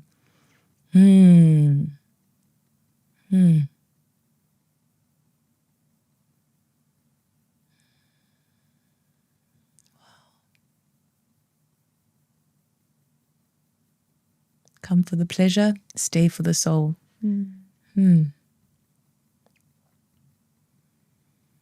What's also coming through for me is there's a specific way that through the senses, the soul, for example, someone who loves music is just going to feel so lit up by the sense that they're hearing through, what they're hearing and receiving through music. And so it's almost like our unique expression is channeled through the specific gateways that a way we access those gateways, something comes through for me on that. Yeah, absolutely. And I think that's why Tantra can be whatever expands your consciousness. So it's not do this and do that, because there's no one size fits all for everyone. Someone who loves to listen and play music will have a completely different pathway to accessing soul to someone who likes to paint and draw, and they may not necessarily meet, if one does the other. It's like, I'm doing the playing the guitar, I'm painting the painting, but I'm not feeling my soul. And that's okay. Like, there doesn't need to be a one path for all. And that's why a lot of the kind of mystical paths, so not only Tantra, but Sufism, Kabbalah, a lot of the kind of mystical offshoots from the mainstream religions is often where the artists live. So that's where we have that poetry of Rumi, which is like deeply infused with a lot of Tantra. Like if you think about the way that he explains the world, like I am a drop in the ocean, or I'm the ocean, not in, what is it? I'm not a drop in the ocean, I'm an entire ocean in a drop. Like this kind of thing of expansion and contraction. And it's where like the mystics and the poets and the artists, they're all in this kind of channel that is no longer pertained to a particular system that constrains it. But I feel like there's this kind of meeting and melting pot of creativity as a pathway to the divine. And that's the work of the senses, right? That's the work of our writers and readers and musicians and painters. It's there. Yes. I love that. I love, just yesterday I was revisiting Rumi's Guest House poem. I only know the first 2 lines, but it's something like, this being human is a guest house. Every morning a new arrival, and it speaks about welcoming them all, which is everything you're saying, that there's no wrong guest. It's all here and it's all part of it. And so that they are tantric way, these mystic paths. I also really enjoy Kabbalah. It's something that I'm tapping into more deeply now. And I just love that you're making that connection for us, that they are in touch with creativity as a form of spirituality, as how we are actively channeling the divine. And I heard this incredible YouTube, he's an Indian mystic spiritual teacher, and he goes by Satya Speaks, but I know that means truth. I don't know if that's his name, but he says that, when you're creating, you can only be in the present moment. And so you can only create now and create here. And so it's a divine way of connecting to Shakti, connecting to presence. So that really came through for me as well. Yeah, absolutely. Something that's coming to me as well is I may read the opening part of the book. It's just a paragraph, but it's one of the verses from the seminal text, the Vigyan Bhairav Tantra, and it talks about the senses. Incredible. So I thought that would be nice to maybe drop in here because it explains it way better than I have. Beautiful, yes. Is this the opening that you've by the Lee Roach or something? I have actual chills. Can I tell you that when I wrote the interview guide, the first question I had of like the system, which I didn't end up putting in, I took it out, was, can you please read the opening that you wrote? Because I was in complete awe of it. And then I was like, no, the inner critic was like, no, this is amazing. You see, all we need is each other. I would love that. I love when people read their own words. I'm like, this is incredible. So if this is the time, we would love to hear it. Yeah. Okay. Is that okay if I grab this? Of course, copy? Please. Thank you so much. Oh my goodness. Wow. Okay. So this is the opening verse before the contents page of my book Sensual, and it's a translation by Lauren Rush of the Vigyan Bhairav Tantra, which is the seminal text on Tantra. And to give some background on the text, which will make this reading even more richer, the Vigyan Bhairav Tantra is a conversation which happens between Shiva and Shakti. And Shakti asks Shiva, how can I know love? How can I know consciousness? How can I know you, my beloved?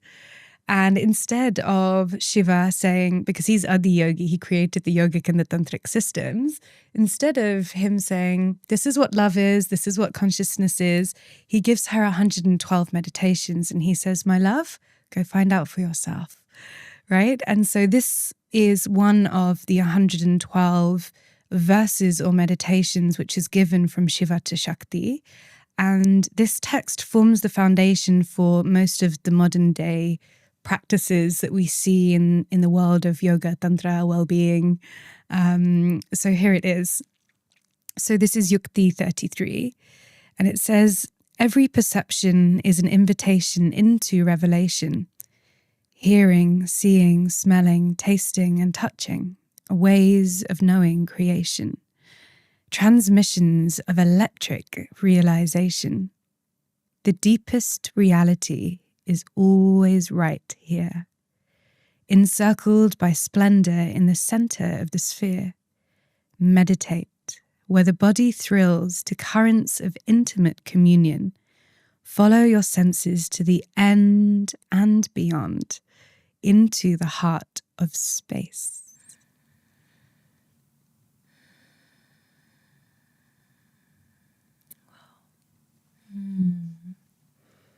Wow. We would love to hear what comes through for you as you read these words. What came through for me then was what one of my teachers shared around the 112 meditations. So he said that you don't need to practice all 112. He said, even if there is just one verse, and that becomes the verse through your life, through which you meet the divine, through which you meet soul, that is enough. And you can practice a verse for an entire lifetime. I think this is my verse. Yeah. And then you allowed it to become our verse. That's so generous. Oh my word. This is the verse. And this is a very poetic translation of the text. I mean, it is poetry in itself, but there are many, many different versions that give you kind of more of like the how to or what to. But essentially, this is it. It's right here in that electric realization, in the fear that we've spoken about, in the edges, in the abyss of sensation. That's the electric realization, right? And I love that it takes us then through the senses beyond. So it go into the heart of space. And in the text, space is the element which holds all the others. So it's saying go into the sense and then go beyond it. Like go, what else is there? And I think that invitation into infinity is infinitely expansive. Oh my word. Wow. Go into the sense and then go beyond it. Wow. Something that is dropping into me as you're saying that. And these words, as you were reading them in your beautiful, beautiful voice, were so moving. You know, every perception is an invitation into revelation. Even that line, you know, just to keep that with us is so magical. It's always here. The deepest reality is always right here. Even that I would like, I don't have actually any tattoos, but that's brilliant because we can always think it's somewhere else. I need to go learn something. I need to go do something. The deepest reality is always right here. Listening to you reflect on going into the sense and beyond it. Ever since I was a child, I would always, when I watched a show or movie that I really loved, and there were little scenes that I loved, I would always rewind and watch it like again and again and again. And this is so sort of interesting that this came through in the way, but when you said go into the sense and beyond it, similar to the burlesque moment, when I go into the sense, I'm like, oh, this is so amazing, I'm so in awe. But when I go beyond it, it's like, I want to do that. Do I get to do that? I don't get to do that. You know what I mean? And I'm sort of in this precise moment, as you said, where we're always confronting new edges of recognizing that ever since I was very young, I've been drawn to acting, but I never pursued it. And so it feels like I don't get to do that. Who am I? And going into the sense and beyond it, what is that moment of the camera being picked up through me in this moment? And it's actually even scaring me to say it out loud, but it feels so at home in this moment. And that is exactly what came through as I think of going into it and then going beyond into it. It feels incredible. It feels, wow, I'm so in awe. They're so incredible. Look at that. Beyond is, that's me. Yeah. And there's an element of your soul that is awakened through the witnessing of that particular sight, right? Watching that thing over and over again. Yes. There is something for each of us that calls our soul forwards, right? And why is it? We don't know why. All we can do is follow the sensation, yes. follow the sense into the heart and beyond. And we don't know what's in that beyond either. Like all we can do is take that kind of next step to see what is this inquiry? What is this curiosity? Right? Those little footsteps that you mentioned. Yes. Ooh, and there's something that calls to all of us. I love this. And something that I'm wondering, since we all have different capacities, abilities, if one of our senses is not manifest, if someone can't see or they can't hear or they hear less than, a lot of people hear, how can they, what would this wisdom say about that? Because, I'm curious what you would say because I know you have such an inclusive lens on all of this. So I'm curious how you would respond to different abilities and such things. Yeah, absolutely. So we would know that if we close out one of our senses, the other senses are strengthened. So that's what I would say. You have strengthened senses and your intuitive ability is likely also strengthened because of that, because the sixth sense is not the creepy movie. It is so creepy. The sixth sense is the final kind of part in the energetic system that lives in the center of the mind's eye.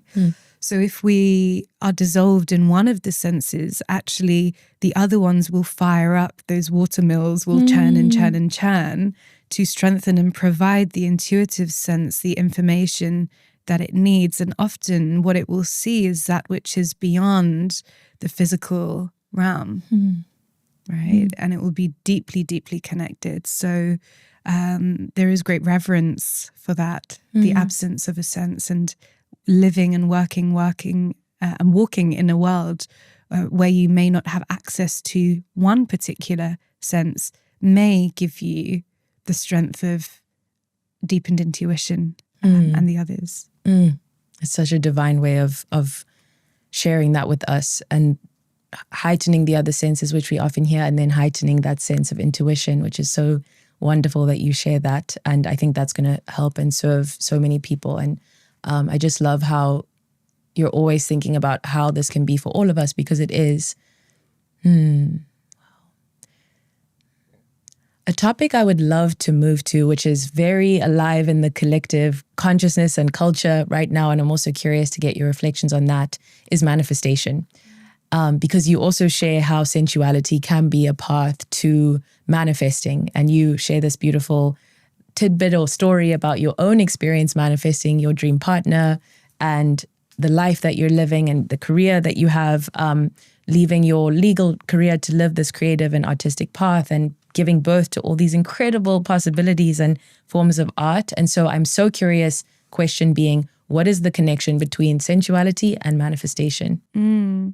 So if we think about the manifest world as Shakti and the practices that we share on the Tantric path as being in devotion to reverence of Shakti, the entire path is a path of practicing manifestation in a way without knowing it. And so often when we connect more with those sensations within our body, with the reverence of all of those five senses and the gateways to the soul, we can collapse time somehow with doing that. So again, if we think about the energetic body, so we've spoken a little bit about Svadhisthana, dwelling place of the self, the sacral center. And if we think about Shiva and Shakti as those translations of Shiva is that which is unmanifest, consciousness, pure awareness, and Shakti is that which is manifest, all that is energy, and everything here in manifest world is energy. The pathway through the energetic body is crown of the head, where you receive your visions, your ideas, your dreams from consciousness, from awareness. The journey through the energetic body is becoming from the most kind of subtle to the most gross form. So we take that idea, we bring it into our mind's eye. Maybe we see it, we sense it. Maybe then we bring it into the expression center. And as you so beautifully do here, you share that or you write it down. We bring it into the heart, which is connected with the hands. So maybe we do something in order to bring that creation even further into the manifest realm. The third center is Manipura. So this is the center of our digestive experiences, right? So this is the center through which that idea maybe digests and finds its form or its like alterations or the ways that it could be. The sensual center, the feeling center, like you know when an idea is on ChatGPT and when it's been written from the soul and the senses, that's it. Because I think maybe ChatGPT is probably like Manipura, like the digesting center upwards.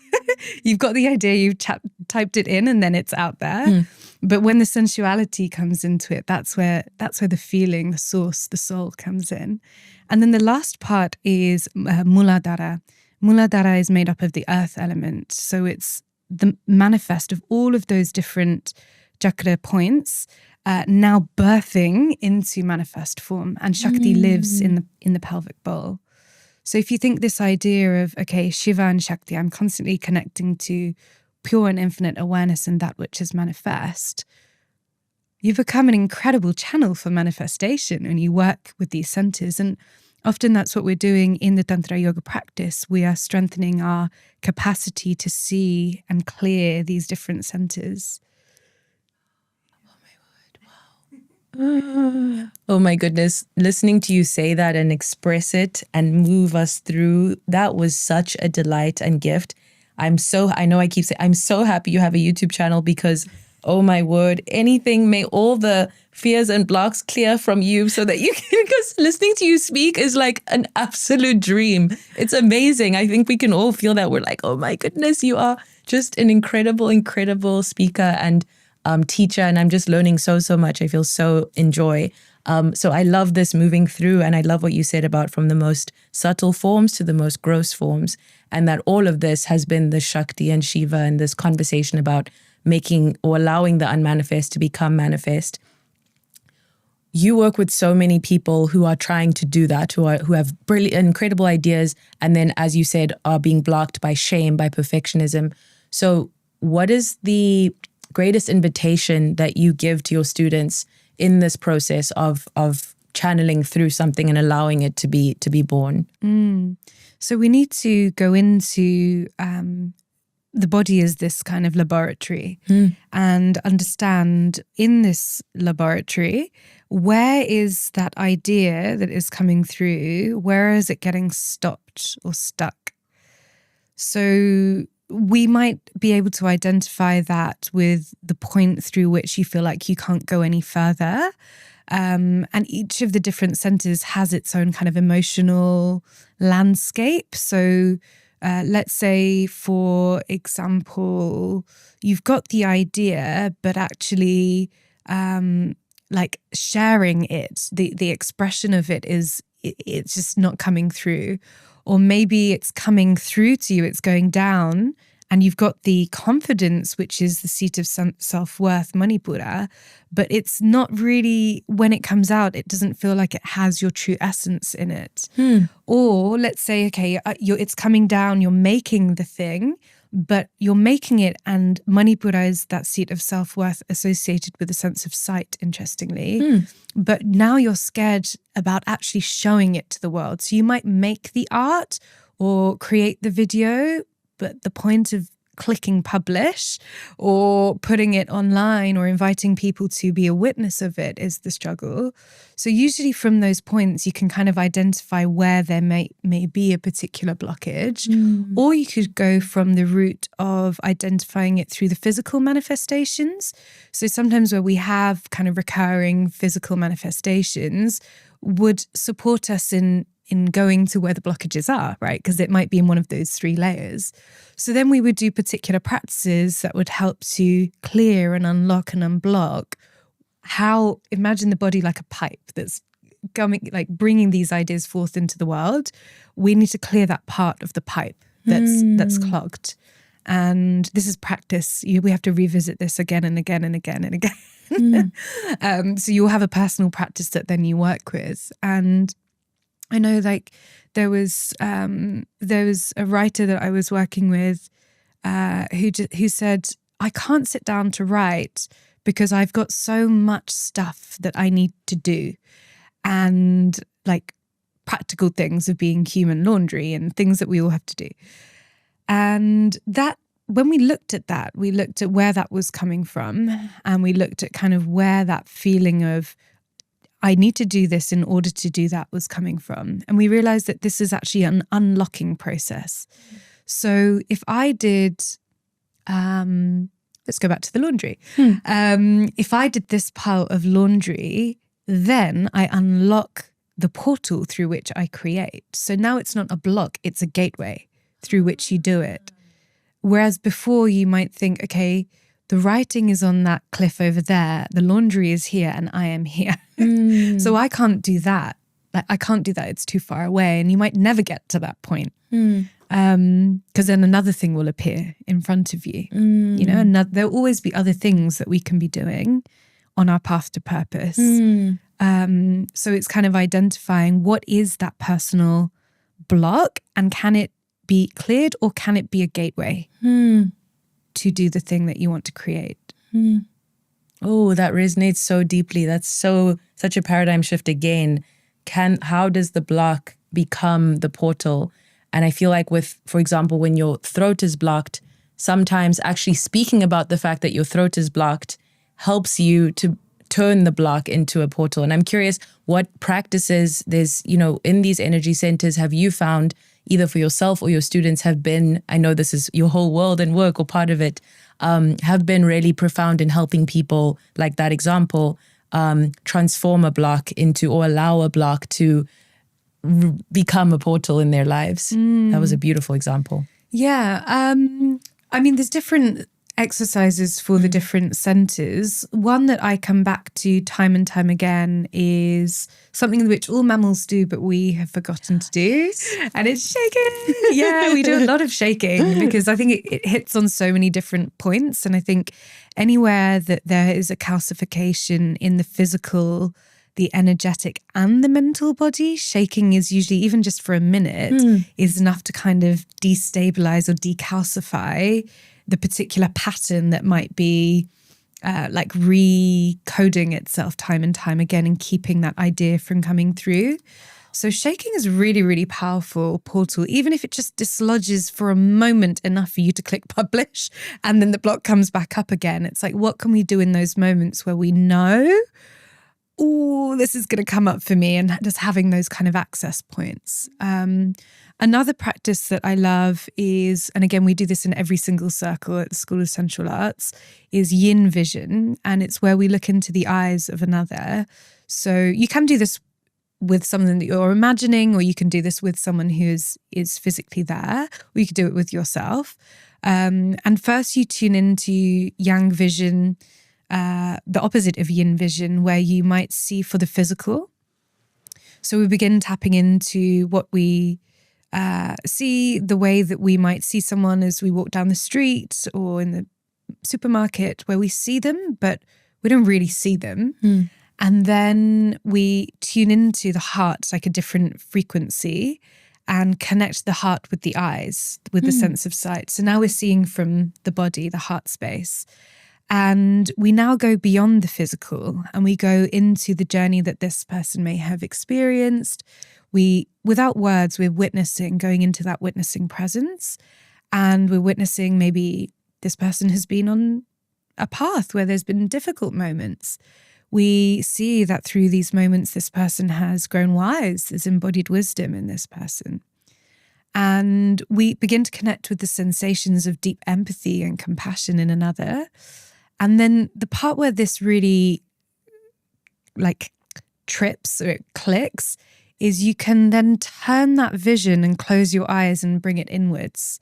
And the magnificence of this practice is incredible. It's so powerful because sometimes we can see another more clearly than we can see ourselves. But it's this idea if we can just for a moment place that deep empathy and compassion in someone, maybe we've just met them in a class that we're going to, and then we turn it back into ourselves. It's like the transmission of that compassion is still there, to be able to see your own journey, to be able to see your own blocks, to be able to see the own difficult moments that you've had, and to see that through that block, through that journey, you are also wise. You have something to share.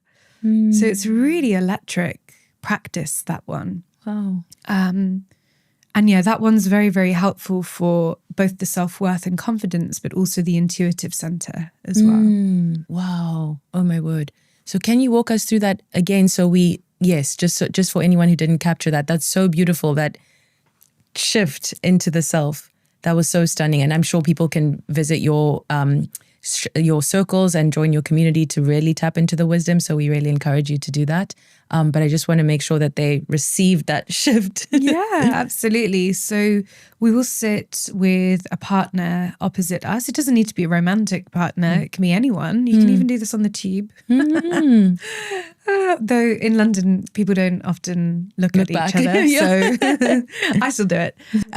So the idea is that you sit with a partner and you'll sit with your eyes open and you'll first tap into yang vision. So you're seeing for the eyes of the physical. And we do that again to create that polarity. So we don't go straight into the yin because sometimes, again, for the nervous system, we're not always used to seeing the journey that someone has been on, right? We're much more used to seeing the physical realm and that which we are used to seeing. So first we kind of familiarize ourselves with this. And then even if just by bringing your hand or your awareness to your heart, you take a deep breath in and connect the eyes through to the heart space. Almost as if you're tuning into a different station. And now this thread from the heart to the eyes allows you to see beyond the physical. And what we see beyond the physical is the journey that this person, this soul, is on. And we bear witness without knowing what this journey is, just knowing that there is one. And we witness that the soul is infinitely exploring, and it's had contractions in its experience. And we also, in the experience, we will share we will witness the soul experiencing all that it has come here to experience as well. Wow. So we'll see into the person the highest potential of their experience. Sometimes what that person may not have even seen in themselves. And there's such a shift, like a shift of gear within our own bodies when we experience seeing another like that, that if we can then turn the eyes inwards and clock that same journey, but to go inwards, those same steps, it's so powerful. It's so powerful. So we take those same steps inwards. Bear witness to those difficult moments. See that through those you have grown wise. Witness yourself as you see others in their highest potential. See your soul doing everything that it came here to do. And like that, it's that stepping into that Vinyaya Maya.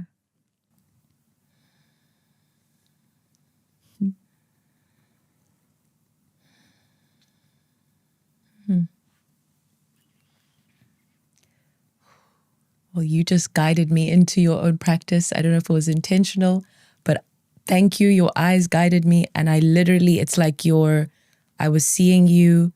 And I love what you said, because at first I thought you meant they spoke about their experiences. I was seeing the soul that was so beautiful, that's been on this whole journey, and all that they faced, and the beauty that you can see in them, and the complexity, and that was so, I literally like shifted dimensions.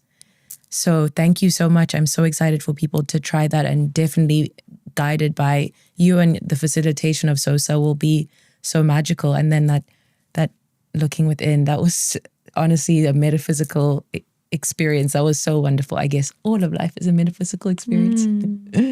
Wow. You mentioned you do this with people quite often. Can you share more about that? What does that give to you? I think it gives me empathy, compassion, connection, to see another beyond the physical realm. You know, it taps into the fact we're all sensate beings, and we all have soul work that we're doing here, usually without knowing. You know, we'll never know the path that someone is walking, or the particular chapter that their soul has opened them up into when we see them. And so it's a practice that I keep coming back to, and it's one that I offer in every single space that I share. There's a lot of repetition in the practices that we share at the School of Sensual Arts, because I think there's a continual need to practice that. Like, compassion is a muscle, empathy is it's a rep that you have to keep lifting. And the more we lift it, the easier it gets to kind of channel into that and to turn that inwards as well. So when we're giving presence, when we're giving empathy, when we're giving compassion, we're strengthening our own capacity to give that to ourselves as well. And I think that's a wonderful muscle to flex for us all. Right? Absolutely wonderful. I love the word practice also, that it's a continual, even your spaces, you meet weekly, it's a continual devotion. And wow, I can only imagine like the compassion, empathy. My best friend is arriving tomorrow in London, and I'm so excited to try that with him, but also just with the world. I really felt a big shift, and I'm excited for people to experience that. Wow.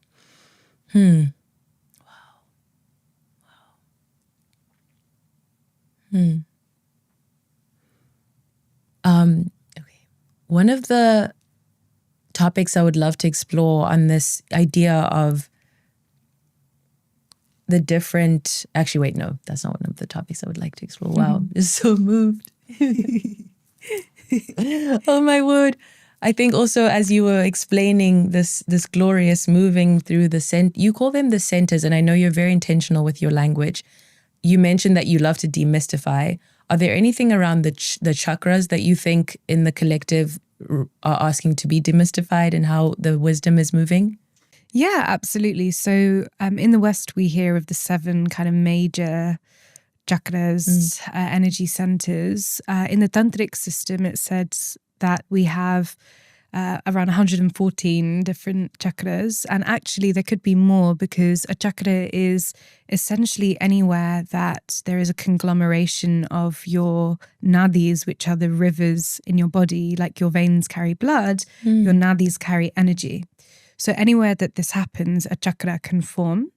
And it just happens that these 7 centers are where we have particular nerve bundles or organs that map to the physical body. So that's how we know that we have big chakra centers here. But we could expand that into like the smaller chakras that we have in between the other chakras and kind of go deeper and deeper and deeper into them as well. So I think that's probably a demystification. Yeah. Wow. Oh my word. Oh my word. Okay, I just need to make sure that we all received that. Okay, so popular culture tells us there are 7 chakras, but there could be, in anyone, there could be a whole range, and there are 114 nadis. Yeah. Okay. No, 114 chakras. 114 chakra points according to one text. 72,000 different nadis. Okay. Wow. Okay, because it's like the veins carrying the energy. Wow. But then I could have a chakra in my ankle, but you could have, oh my goodness. Wow. That is so incredible. Okay, so the chakras are where the nadis meet. And there are how many nadis? 72,000 said. Are just magical beings reduced. We are. To so much less than what we are. Oh my goodness. I love to imagine like the chakras as kind of where the confluence of rivers meet.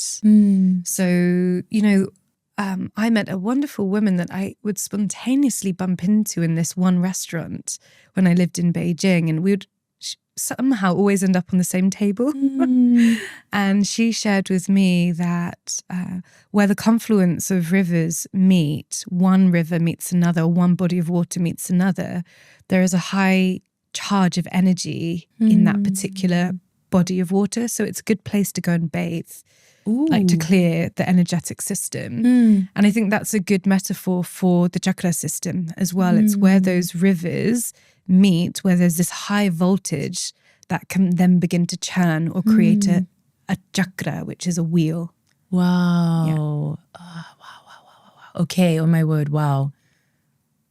And also so divine that you kept meeting this wise, incredible woman. Wow, okay, so these meeting places. Oh my goodness. There's something that came through for me. I'm sure it will come back if it's intended to. But that is just divine. Okay, so knowing that these are these energy centers, and we can all now demystify that within ourselves and for each other. That's just so incredible. Oh, it's reminding me of the shaking. And how does the practice of shaking tie to this idea of these nadis carrying around this energy? Yeah. So it's said that within the system of the energy body, the nadis, we can form granthis. So granthis are knots which form in the energy body. But of course, we understand we have knots in our physical body as well. I'm immediately putting my hand on my shoulder because I have a lot of knots here. But you may feel that there is somewhere that just has a particular holding pattern within the body. So the idea is that we want to clear those knots in the physical, emotional, and mental body in order for energy, for Shakti to flow, right? So that's what these practices are doing. And we can do that through movement, we can do that through breath, we can do that through sound and singing, and also hearing vibrational sounds as well that will clear the different nadis as well. So there's so many different ways actually we can do that clearing. Wow. Okay, wow. That's so helpful to hear these different ways that we can It's so fascinating how these ancient forms of wisdom have known what people are like now, like, oh my gosh, you have energy blockages. It's like, wow, oh my gosh, this sacred return to what we've always known. And now, yeah, it's just so beautiful. It's stunning to hear, and to hear you say this. Wow. Before we go to our closing ritual, I'm curious if there's anything around the manifestation that we discussed. You write about desire also in a very powerful way. It's a word that I just love the vibration of the word desire, and how so many people, we feel like we don't deserve our desires, or we have shame about what we desire. You mentioned earlier competing desires from society's spiritual ambition, spiritual wealth. What would you like us to know about desire? Your desires desire you back. I love this one. Just this idea that for your desire to even exist within you, there's a reason. There's a reason that it does. And something that I come back to, because desire is another one on the spiritual path which is given a kind of bad rep, that desires can't coexist with the spiritual path, or there would be some kind of impediment that takes you off of it. And one of the lovely mythologies that I like to come back to is it's Shiva and Shakti, or Shiva and Parvati, one of the forms of Shakti manifestations. And in this mythology, Shiva is this cosmic yogi, as he always is, and he goes into this kind of deep meditation. And the world, meanwhile, is on fire. And the gods all come together, and they need to overcome a battle with an asura, which is a demon. And this demon can only be overcome by the child of Shiva. But they choose this boon, this particular rule, for a reason, because they know that Shiva is a yogi. He's not interested in procreating, and he never will. So this is this way, this kind of demon has this form of kind of growing stronger and stronger. It's like Shiva will never have a child. Shiva has no desire, because he's Adi yogi, right? He's beyond desire. And so the gods get together and they entask Kamadeva, which is a kind of Cupid in the mythological stories, who holds a sugarcane bow made up of the 5 senses. And Shiva comes along and fires the bow at Shiva, who awakens from the meditation and sees Parvati going nearby. And of course, the gods have placed Parvati, beautiful Shakti embodiment, to go past at that particular moment. And they fall in love. And when Shiva realizes that he's been kind of tricked into this by the gods, he shoots a big fire from his cosmic eye and burns Kamadeva to the ground. So Kamadeva represents desire, the arrows, the bows of desire that go out from our heart into the world. And Parvati becomes so enraged. She says, well, how is humanity going to continue, Shiva? Shiva, for humanity to exist, for you to even desire, for you to even meditate, you had to have had a desire to do so. So how can you say you are beyond desire? Without Kamadeva, you will also no longer meditate, right? So Shakti teaches Shiva a lesson there, that even the spiritual path is made up of desire. And so desire is actually placed through this mythology on a particular pedestal, right? It says that we need desire. Desire is that through which our very essence, our very being is here. Your soul desires to be here. That's why we're here. So I love this story. I love that story. Ooh, your soul desires to be here. Even the meditation is a desire. Even the desire to abstain, or the desire to be a follower, a disciple of something, it's all desire. And all the art we love and the movies we love, I love thinking about how desire is this heartbeat underneath everything. And so that's so, so beautiful. I love that so, so much. And I love how you started, what you desire desires you back. What do you mean by that side of it? So we of course continue to desire, but I love the phrase, what you seek is seeking you. When you say what you desire desires you back, what do you mean by that? What's coming through to me is that idea that your soul is recognizing something. And so that something is recognizing your soul. So I think for me, that's what I mean by the desire desires you back, because there's something in the plane of awareness that you are in that has recognized your soul in that thing, right? And if everything here is Shakti, then it's something that, like Shiva desiring Shakti, she desires Shiva back. So that's what I mean. It's like a calling forth of union between that which is separated within you. That which you desire longs to be in union with you. It longs to return.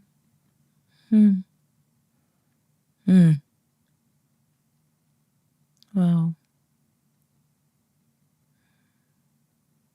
It's so stunning that our conversation is like this manifestation of that desire, because you are on my vision board since I first heard about you. I don't even know how. It could have been through Sahara. It could have been, I don't actually know, but I was like, before I was like, oh my word, I really want to interview her. She's so incredible. And this was even before I reached out to you. And then we had all these scheduling things in the manifest world that came with, I moved to London, kept being moved for health reasons. And you were so graceful and understanding, and that feeling of like I was seeking to connect with you, and that feeling that you were seeking to connect. It's so beautiful, just incredible. I love that, and how you describe that mythology of Shiva and Shakti, and this desire that is underlying everything. I'm just so in awe that we get to learn from you, and so grateful and honored, because I just always see these two parts where this person had the same gifts, had the same capacities, had the same desire, but didn't act on it. Like I see a parallel you who just silenced that voice and didn't listen to the desire for more or the feeling of numbness, and continued on that path, and how much we are such beneficiaries and receivers. And I don't know, the word beneficiary is not resonating with me, but we're so lucky that you answered the call and you keep answering it, because it's truly such a gift to learn from you. So I'm so, so, so honored. And I feel that everyone listening to this is like going to want to read this book, because I think language just moves through people and certain people in just these magical ways. Like you have such a gift of explaining these things in a way that really touches the heart, and clearly has been in the sacral. And now it's just, we're able to feel it and say, that's not ChatGPT. I'm glad that ChatGPT did not exist when I wrote this book. Whew, oh my goodness. Wow. Such a topic of conversation. Oh my word. But thank you. Yes. Yeah, I desire that all of us has within ourselves the worthiness that we can walk this path that our soul recognizes, you know, and that we don't walk the path of separation knowing that that alternative reality is there, because each of us deep down knows what makes us alive. Like you said earlier, it's often what lit us up when we were children. And, you know, podcasts didn't exist when we were children. YouTube didn't exist when we were children, but maybe you love to be in conversation. Or for me, I love to dance. I love to move. I always loved that. And that plays in the way that the School of Sensual Arts runs its sessions. You know, there's movement, there's embodiment. So each of us knows, if we go back to those earliest days, of what made us feel most alive or present or joyful. And that's the thread, that's that paradigm or that alternate reality that is walking alongside us, even when we're in those moments of separation. And can we bring ourselves into that path because it's there? We already know it.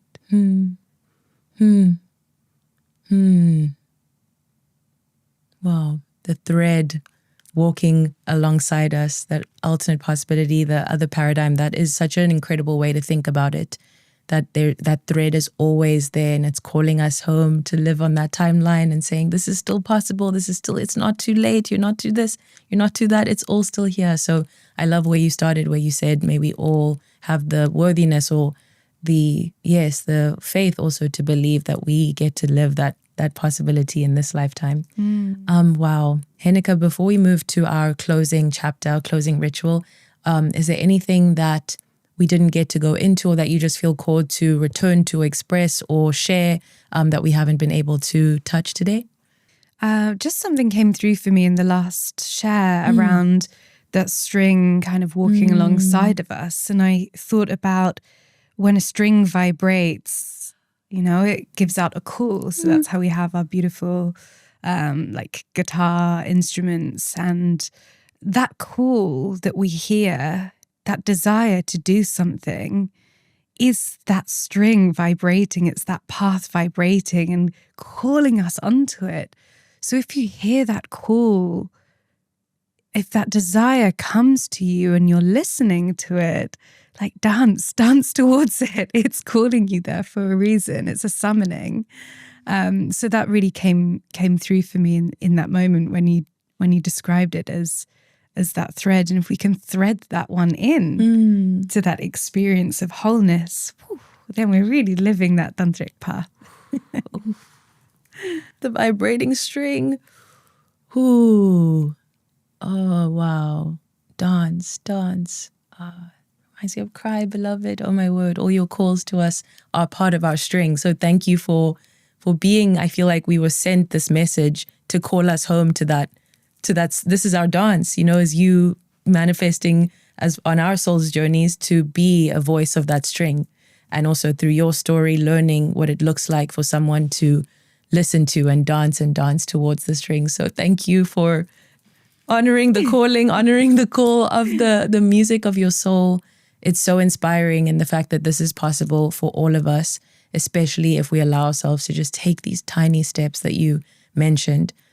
Actually, before we go to our closing, the final invitation, I think that would be helpful for people. We've covered so many incredible topics, and I'm wondering if there are questions you'd invite people to really sit with after this conversation. And if anything is coming through for you, if not, that's totally beautiful as well. But anything that you think can be maybe a confronting question, or an inviting question when we are sitting with this idea of honoring that soul's call. So I would maybe integrate some of our conversation with one of the parts that we talked about and that we shared in the sutra was writing down or coming into awareness of where is there currently a high voltage of sensation in my life. So that could be the part of your current experience where you're experiencing whatever that high voltage is. So it could be a fear, it could be a particular experience, it could be something else, it could be sexuality, it could be shame. Where is that? And then I suppose the second part would be if I walk one or two steps into that sensation and sit with it for a few moments, where is that sensation asking me to expand? What is it inviting me into the heart and beyond? What's in that beyond? If you were to just sit in there for a minute or two and peer over that ledge, what does life look like in that beyond? So maybe I'll leave it there, those two. What's that high voltage? And if we can sit with that sensation, what's in the beyond? Give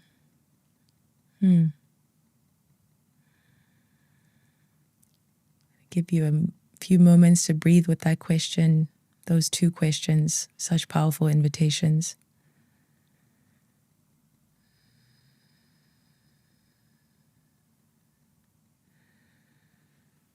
Thank you so much. Thank you. We have our closing 7. So this is an invitation for you to share in 1 to 2 sentences your response. And then we will wrap up with where people can find you and just stay in touch with your consciousness and all that you are and all that you are creating and sharing. And we'll also definitely link to all of Henika's socials and the SOSA website. I hope that I can attend the next event in person. If not, I'll be at the next one after that. It's just so exciting and incredible. So our final closing 7. The first question is, if my inner child walked through that door, I would say to her, cry. Cry, beloved, cry. Cry, beloved, cry. Yeah. Oh, wow. That sounds like a poem, a book, a movie, all the things, a song. Love that. Number 2, we could heal the planet by connection. Number 3, in this season of my life, I'm giving myself permission to rest. On my path to purpose, the greatest fear I was invited to sit with is imposter syndrome. My work is dedicated to deeper connection, freer expression, and steepening in intimacy. Together we can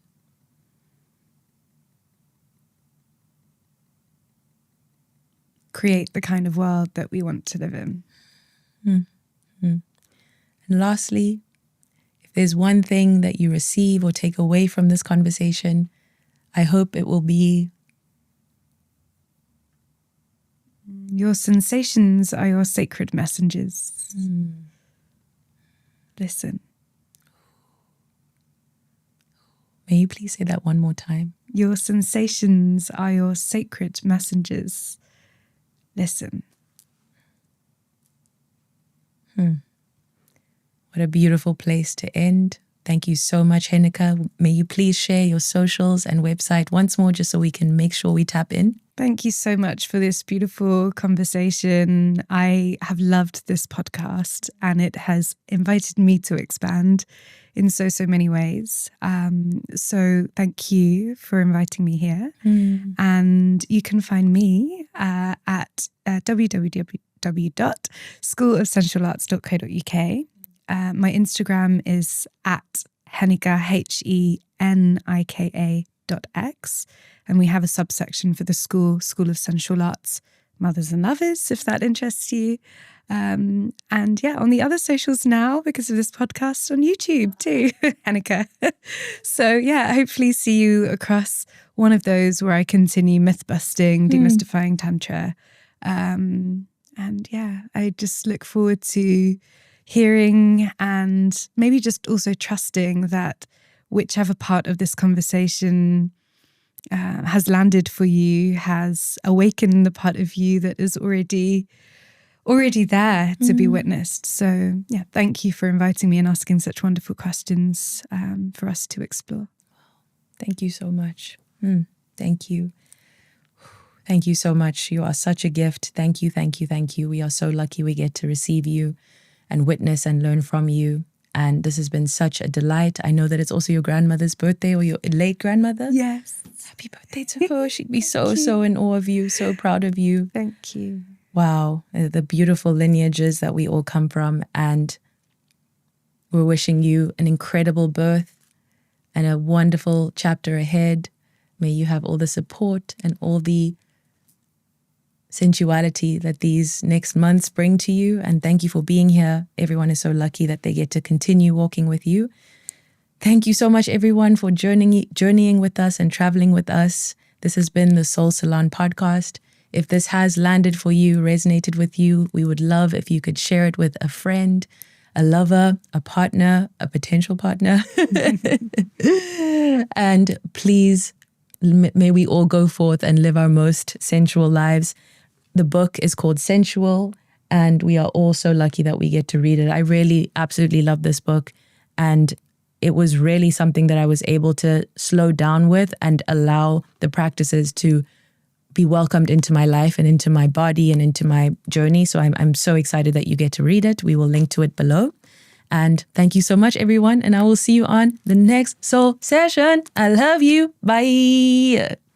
My darling, my love, my soul sibling, thank you for stepping into the Soul Salon. If you are still hearing or watching this, we are soul siblings. We are resonating on the same frequency. And so something you may struggle with, that I struggle with, is the fear of being seen. You know that visibility is involved in you living your creative purpose and being in your power, serving the collective through your gifts, through your magic, through your medicine. In order to do that, you know you need to be more seen than you are allowing yourself to be right now. I have a gift just for you, heart-made for us on this frequency, and it is a free ebook called The Soulful Visibility Guide. That is soulful visibility. Like, we don't just want to be seen, we want to be felt, we want to be heard, we want to move and be moved. So I do have a free gift for you, and all you need to do is go to my website, iunderstood.com, And there you will be able to input your email address and receive this directly to your inbox.